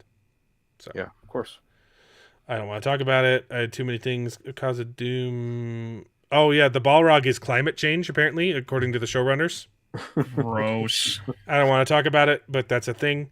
It's very stupid. Oh, High King Fairnoise, a fantastic guy. You know, I hate to stop us and keep thinking about things that keep coming up, but Don't do it. if the idea that Sauron didn't actually have any of this planned, then why did the torch reveal the Balrog to Sauron? That's a great question that you should ask their show writers, but they don't know the answer either, so it wouldn't do you any avail. Yep. I am so lucky I don't have a Rubik's complex. This is This show would kill me. King Fanor here is pointing out even more contradictions to the lore about the when Rivendell gets established, and how characters are supposed to be in different places, but it's just it's wrong. They got that wrong too. Surprise, surprise. I don't want to get into it. We don't have time. The fact that Sauron shed a tear shows that he truly had a friendship with Celebrimbor. He's known Celebrimbor for like a week. I don't understand how they're trying to show that they were friends. That nothing about them was ever friendship except that they made one ring together. I just don't know. My reading of this scene was that he cried because he fears that Celebrimbor might be right. Probably. That was my reading, because it's like he's realizing, like, I am kind of obsessed with these rings, aren't I? I wonder if he's right. Mm-hmm. Like, that was my understanding, but I don't know. Maybe it's just me, I guess. But that was my reading. It's gay either way, and I don't care. It is. We finally found out what his name was. Nerd Cookies is great. I could have told them that years ago. It was Gandalf. Yeah, that's. No. The actor didn't know he was playing Gandalf until the scene where he says he's Gandalf. Just like not Charlie Kirk. That's not his name. Who's Sauron? What's the actor's name? In the original, Charlie Vickers. Yeah, Vickers. Charlie Vickers. I'm like, it's not right. Charlie Kirk. I know it's Charlie. No, Charlie Vickers. They did the same thing in season 1. Charlie Vickers didn't know he was playing Sauron until the end. I'm like, we could have told you the whole time too. Like, these people are just stupid. Yep. I wonder if they're sold on the idea of the script, but not told the details. I don't know, man. I wonder if that's something. Tolkien took the name Gandalf from Voluspa. It is the name of a dwarf from Norse mythology. That's how he came up with the name. Amazon made a bunch of ghetto hobbits call him Grandelf because he's big and shit. Also, no Aloran in the Second Age, you empty-headed cretins. Yeah. Good stuff. At least they spell Aloran right. Yeah, and it means elf with a staff, or Gand elf. Yes. Stupid. Anyway, Rings of Power Season 2 did what House of the Dragon couldn't. Bomb? You would think that would be the thing they're going. I don't know. People were pretty mad about Season 2 of House of the Dragon, too. I liked it, but... I thought it was... What is it? That. Momentum? It had momentum. But even in this article... ground. In this article, they say, oh, yeah, sure, there were several times that, specifically with Gandalf, that the momentum was just cut short because we don't care about his stick. But the rest of the season, it was so good. The momentum. The narrative arcs are richer and more satisfying. The narrative arcs are non-existent, and when they do exist, completely contradictory. Yep, and you have an entire narrative arc in one monologue. Oh, they're rich, all right. I couldn't stop laughing. Yeah. Rings of Power fulfills the promise it made when it began. Of making Rings of Power. To rape Tolkien's corpse. House of the Dragon didn't, though? It's a house and it's got dragons. Yeah. Well, they actually... Promise completed. It literally does not bring anything up with House of the Dragon. It just says it did it better than... There's no evidence to back this up at all. Yep. Oh, can anyone say the same about House of the Dragon's Season 1 finale? They're not even comparing it to Season 2. They're comparing it to Season 1. You might have an argument if you say Season 2, because, it did lose a little bit of momentum in Season 2, and it slowed down a bit, but that's because they realized they could get 4 seasons instead of 3, and so they stretched it a little. Yeah. Goodness. But also, Season 2 had they had the dragon fight, and that was friggin' awesome, okay? I liked the gold dragon and the green, or whatever that episode was called. That was so freaking cool. Yep. Anyway, I don't care. Next, the Balrog scene in Rings of Power Season 2 finale introduces a problematic plot hole, like completely contradicting Tolkien lore, but that doesn't exist. So what is this, David? It's just saying that it brought it up, and it ends it with not addressing it, but it also doesn't explain. Wait, is this a good article from Collider? It kind of. It's a good article saying that it's just brought up as a plot convenience and it's not resolved, but then they pretend. Wait. Scroll down. How far? Seasons 3 under Lord of the Rings. Scroll down a little bit. Release date September 1st, 2022. Seasons 3. What? Wow, that's embarrassing. Yep. Well, Season 3 is on the verge of being renewed, apparently. So. Yeah. But anyway, so it is a slightly good article because they recognize that it's a problem, but they don't also point out that they did the same thing in Season 1 and it wasn't a problem then, apparently. We already talked about this one directly, right? It's just nothing new. Yeah, that's the same thing as the video. I just took you to the actual source and you sent me an article. So. Yep. Okay, this one's gross, guys. Oh, is this them talking about like the two of them shipping? The Rings of Power creators on that big Season 2 finale reveal and Sauron's mistake. From the stranger's identity reveal to Galadriel's fight and whether Sauron and Celebrimbor were lovers. Oh my. The Rings of Power showrunners break down the ending and look ahead to Season 3. Oh boy. I didn't read this. Is this maybe they say they were lovers and that was their gay character? I was relieved that you didn't stick with Gandalf. Except they did. Because I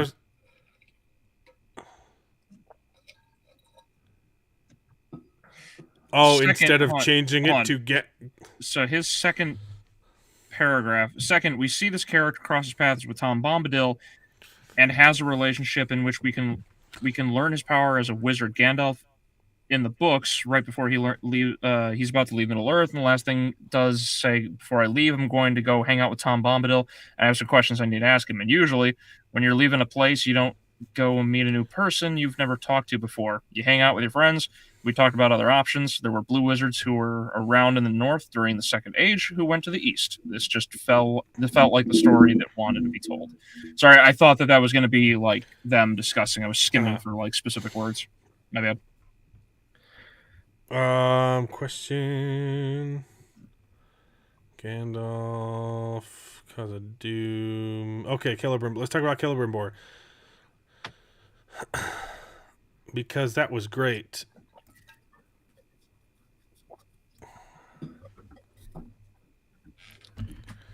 Lovers. Nope. It's not in the article.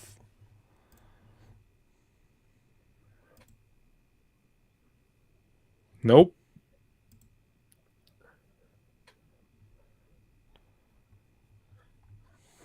Wow. Is there? Oh, here we go. Oh, there we go. Yep. Is there something romantic or even sexual? It sounded like the question didn't come from the interviewer, so I was just checking real quick. Okay, so was it sexual? What kind of sick person do you have to be to ask this question? I would say the nature of the relationship and its closeness, and even the sexual tension in it, has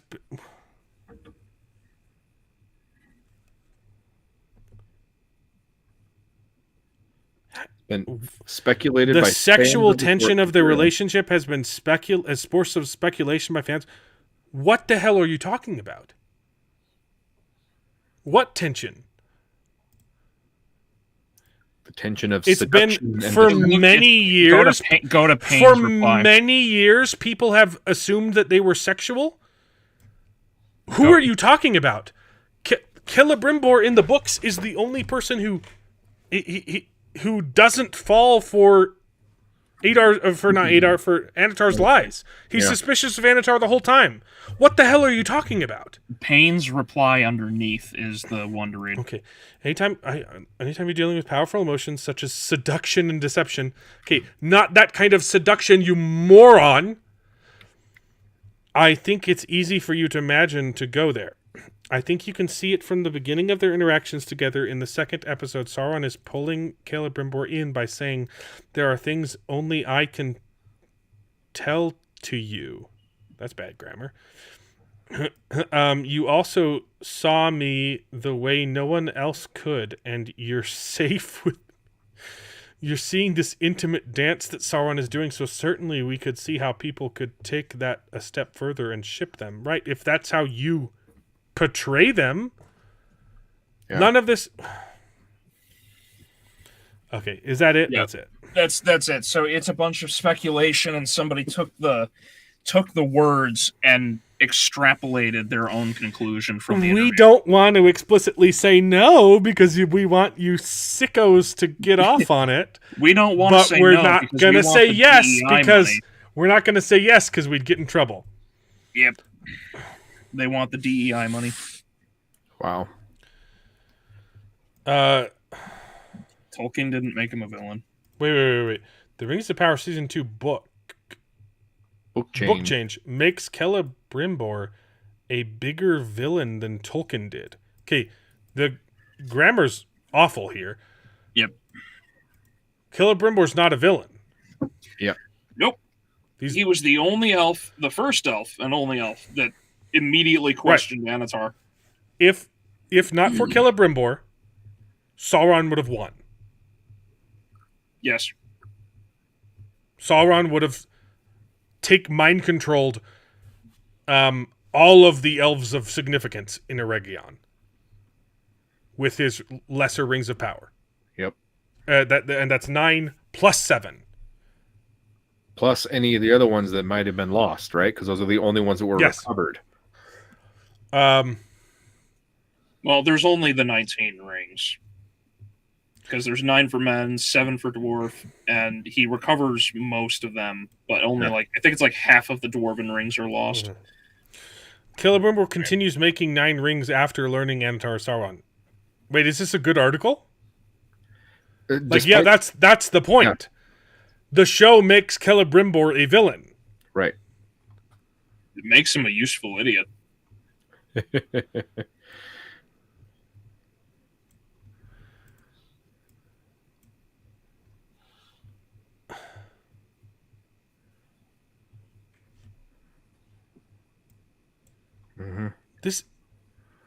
Are these people?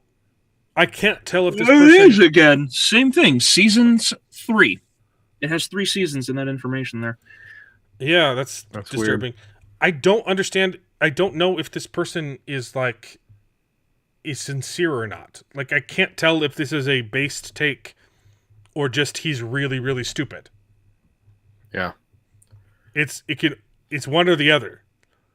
Well, it doesn't explain how he was a villain in the book. So I think just the title of... I think he's just an idiot. Look, because Yeah. it says the Rings of Power makes Celebrimbor a bigger villain than Tolkien did. He wasn't a villain to Tolkien. It doesn't compare it to the books at all. He's just... I think this is AI. Probably. Maybe. It's got to be AI. Like, these sentences just don't make sense. The Rings of Power makes Celebrimbor out to be a bigger villain than Tolkien did. Than Tolkien made him out to be, which was not at all. Whatever.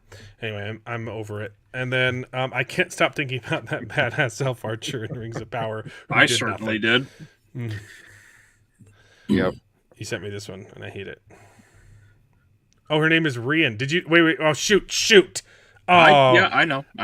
I was going to quiz you. I was going to quiz you if you knew her name. Yeah, Elrond says it like right before they make the sneaky movement over towards the backwards ballista. Right. I don't care. Anyway, the Penguin's really good. Penguin is phenomenal. Anything else? Sit down and wait. How is our? We got a bingo? So we have a bingo. We have only the one bingo, but we got really, really close. And we made this harder on ourselves by trying to think of things that we didn't think were going to happen necessarily. Yeah, because we had like Disa dies. Or we had my crazy fan theories. Yeah, which is a shame that these ones didn't like come up. We did get close on a couple. Okay, the one that I didn't understand was which one? Because I didn't send this one to you unless you interpreted my words. But Durin's Bane will manipulate Durin 3 into doing butt stuff. What's that one about? Oh, that was also kind of a joke that I think Jared said it. Because like the idea was that like the Balrog was like I think it was Jared that said it. It was like, what if the Balrog's the gay character? Oh, okay. That's so right. I was just like, all right, butt stuff.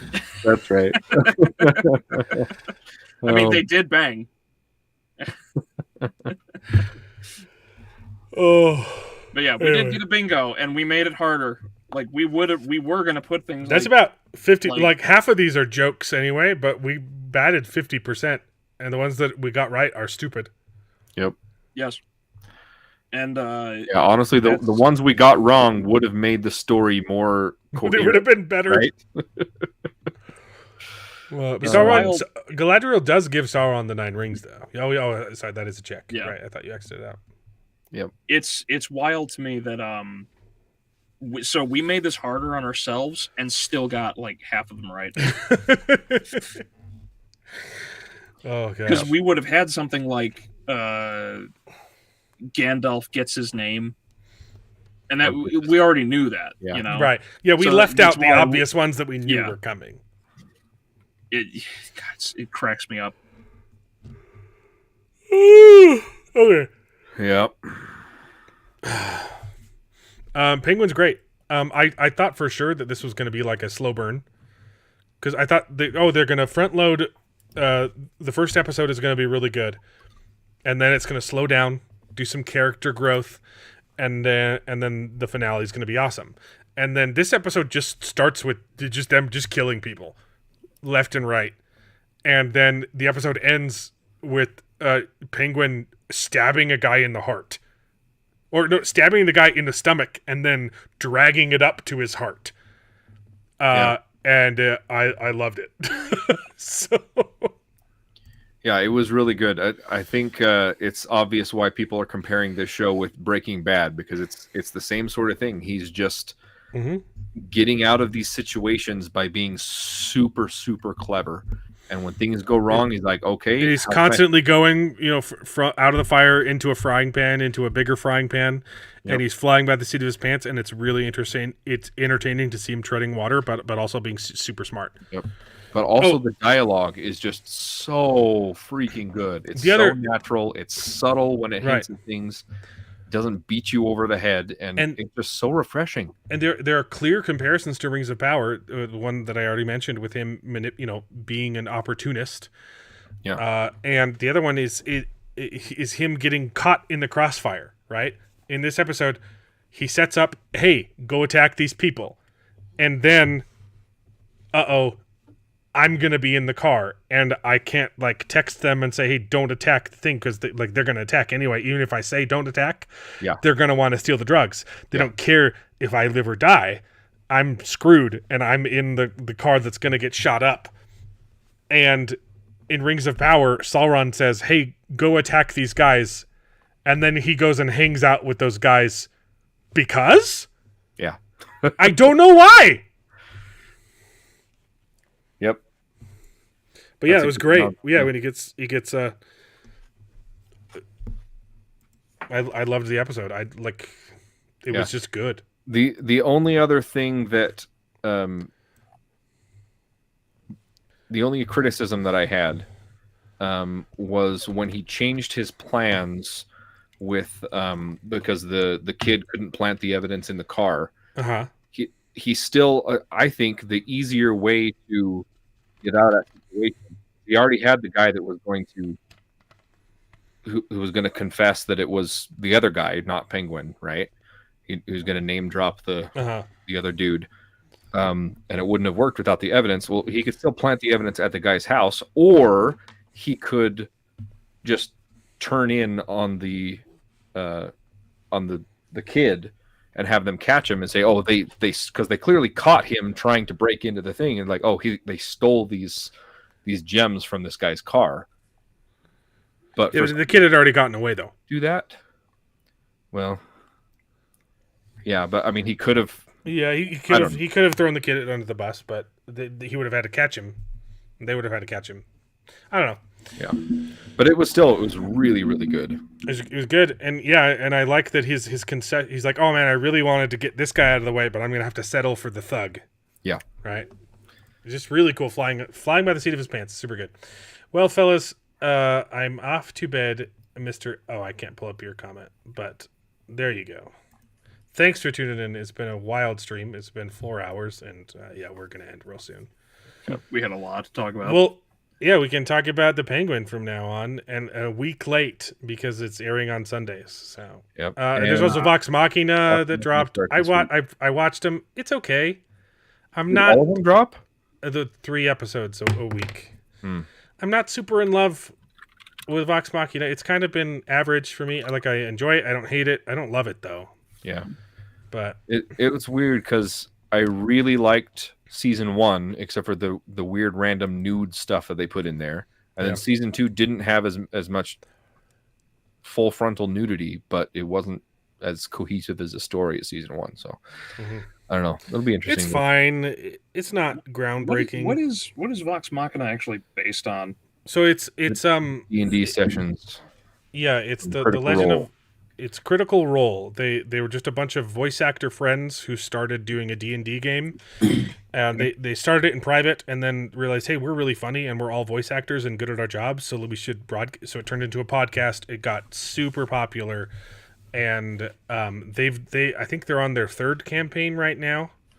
But they go to level 20 and fight gods and stuff, and it's appealing because they all have good voice acting and they constantly throwing each other under the bus and kind of having fun, and then they've just gotten so much of a following that they were able to leverage for a TV show. So they're turning their first campaign into this TV show, and it kind of shows there's stuff that works and there's stuff that doesn't work. Where you're like, okay, I get that this worked on a live stream, right? But it's it's like if you go and watch the whole thing, it's like hundreds and hundreds of hours of footage, right?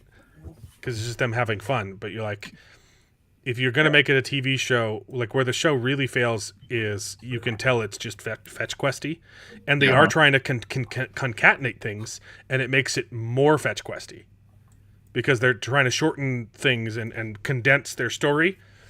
Yeah. And it turns into, okay, go here, now go here, now go here and get this thing. And you're like, Yeah, season 2 was really fetch questy. If you're gonna tell, season 3 starts off very fetch questy. Yeah. And you're like, yeah, I get that. That's how it happened. But if you're gonna turn it into a TV show, like you're gonna have to restructure. Like it worked for D&D campaign, but now you're telling a story. So like, I almost feel like the point of the animation would be to concatenate your hour-long live streams. And so the only reason I knew them is because I would watch like clips, highlight clips of them on YouTube, which were really funny. But anytime I thought about going and watching it, I'm like, heck no, I don't have time for this. Right. And so the appeal of doing a TV show would be, we get a shortened version of the campaign, but also it highlights the bad aspects, right? By making it fetch, you have to restructure. And so what I'm worried about is, well, I'm not worried about it, but I think where the show ultimately fails is it's not super appealing to people who aren't already fans. Yeah. I'm sure if you watch the show, you're going to love the animation because you're like, I get to see an animation of the thing that I loved. And of course they're going to leave a lot of stuff out because they have to, because it's way too long to include everything. And a lot of it is just, there's a lot of downtime because it's a D&D campaign, right? They're just joking, having, you get it. That's why I thought season 1 was really well done, because it was a self-contained story, but then you get little hints of like, that clearly came from D&D. Like, I brought it up before, like, they're trying to get through a door, and then you're like, they just rolled a nat 1 and completely failed on the site. Like, you can see where the inspiration comes from on a lot of these plot points. Yeah, and it's only been, they've been doing it pretty quickly. Like, it's been a year between each season, but season 3 starting, and then like there's some characters on screen. I'm like, I don't even know who this person is. I cannot remember. Like, I remember the main group, but even then, I don't care about all of them yet because it's been so rushed and so fast that I only care about maybe like 2 or 3 of the characters, and the others are just along for the ride. So like it's not the worst thing ever. Like, it's enjoyable. But it's not as good as it could be, and I think it needs massive restructuring, plot wise, to make it work. Right? Yeah. Okay. So, but like, it's super exciting to see like basically a fan made thing get made like this. Like it I'm super happy for Critical Role. Like, I think it's an awesome accomplishment. For sure. And any fans of the show, like, or any fans of the original show, like, congratulations. Like, now you get this awesome animation. It's just, I don't love it. I don't hate it either. It's fine. Mm-hmm. Yeah. Okay. The animation's pretty good. Anyway, Penguin's great. Yeah. Anything else to say? Nope. Well, this has been a journey. Rings of Power is over. Thank goodness. And that means Albelio is not contractually obligated to keep coming back on Sundays, but he's welcome to come back if he wants to. He has a permanent stream link, which is a new thing now. So I don't even have to invite you. You can just show up. Okay. Crash the party anytime. Yeah, no problem. I appreciate it as usual. Yeah. So if you have anything to plug, do it now or forever hold your pee. Well, thank you for having me. Everybody can check me out on my channel, same name, Albelio, here on YouTube. I will be getting the next episode of my Rings of Power review out this week, and be streaming Perfect Dark this Friday. Oh, is it the is that the remake? Did they remake? No. This somebody a channel named Grazlu made he took the original 64 version of the game, put it to 1920 by 1080, and has the game with keyboard and mouse controls, and it plays on the modern PC at like 1,000 frames a second. It's fantastic. I never got around to playing that game, but I know everyone loves it. Oh, it's a great game. Great game. I still contest to this day that it is the best game on the 64. I thought it was GameCube. It was 64? Yep. Okay, it's older than I thought. Anyway, have fun doing that. And next week, same time, same place. Penguin and a little bit of Vox Machina. Devil's Hour season 2 comes out soon, which I'm excited for. Okay. And I probably will not be watching Joker Follow You. So yeah, I don't need to. Yeah, I'll tank that one. Well, you'll have to tell us how it went, because I've heard enough. I've heard enough. And I'm just yeah. It is absolutely bombing. It's projected to have a worse opening weekend than Morbius. Wow. I think it's got like 40 million right now. It was at 20 million yesterday, maybe. So. Nonetheless, yes, still significantly lower than its 200 million production budget. Oh boy. It's already lost 75 million just on production. That's not including marketing and advertising. Well, the sad part is, I don't understand. Warner Brothers is just making so many mistakes, and they have no one cared about Marvel before the MCU. Like, DC was king. Okay, like they should be crushing it, and they're coming out of the Christopher Nolan films, right? Yeah. Like, I never in a million years would have guessed that Marvel would be more popular than DC, right? They have Spider-Man, and that's it. Blade would beg to differ. Well, sure, but nobody really associates Blade with Marvel superheroes, right? He is a Marvel superhero.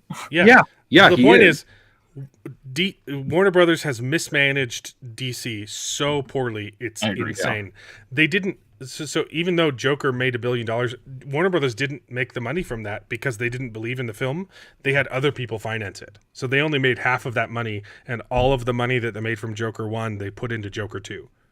Like, the budget of Joker 2 is what they made off of Joker 1, and they're going to lose all of it. It's crazy. Anyway, see you next week. I'm done. Thank you very much. Yeah, have a good night, guys. Bye. Bye. And now it is time to say goodbye. We had a great conversation. It's been fun. But all good things must come to an end, and the goodest ending I can think of is... Right now, this moment, this night. So I guess we just say goodbye. So, goodbye. Toodaloo. Au revoir. Auf Wiedersehen. Ciao. Ding dao day. But come back next week for more outrageous bloopers. This is the end. Well, there's only one thing left to do. I'm gonna go home and sleep with my wife.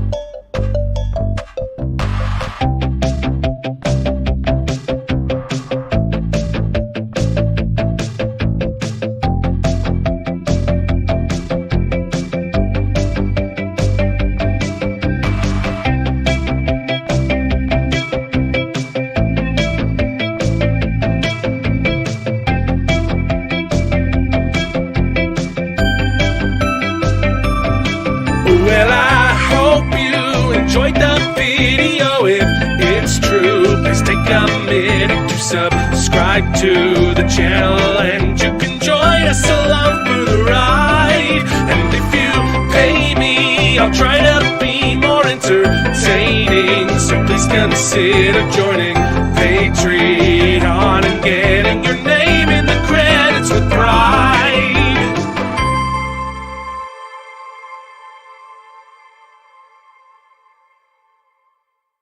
I'd buy that for $1.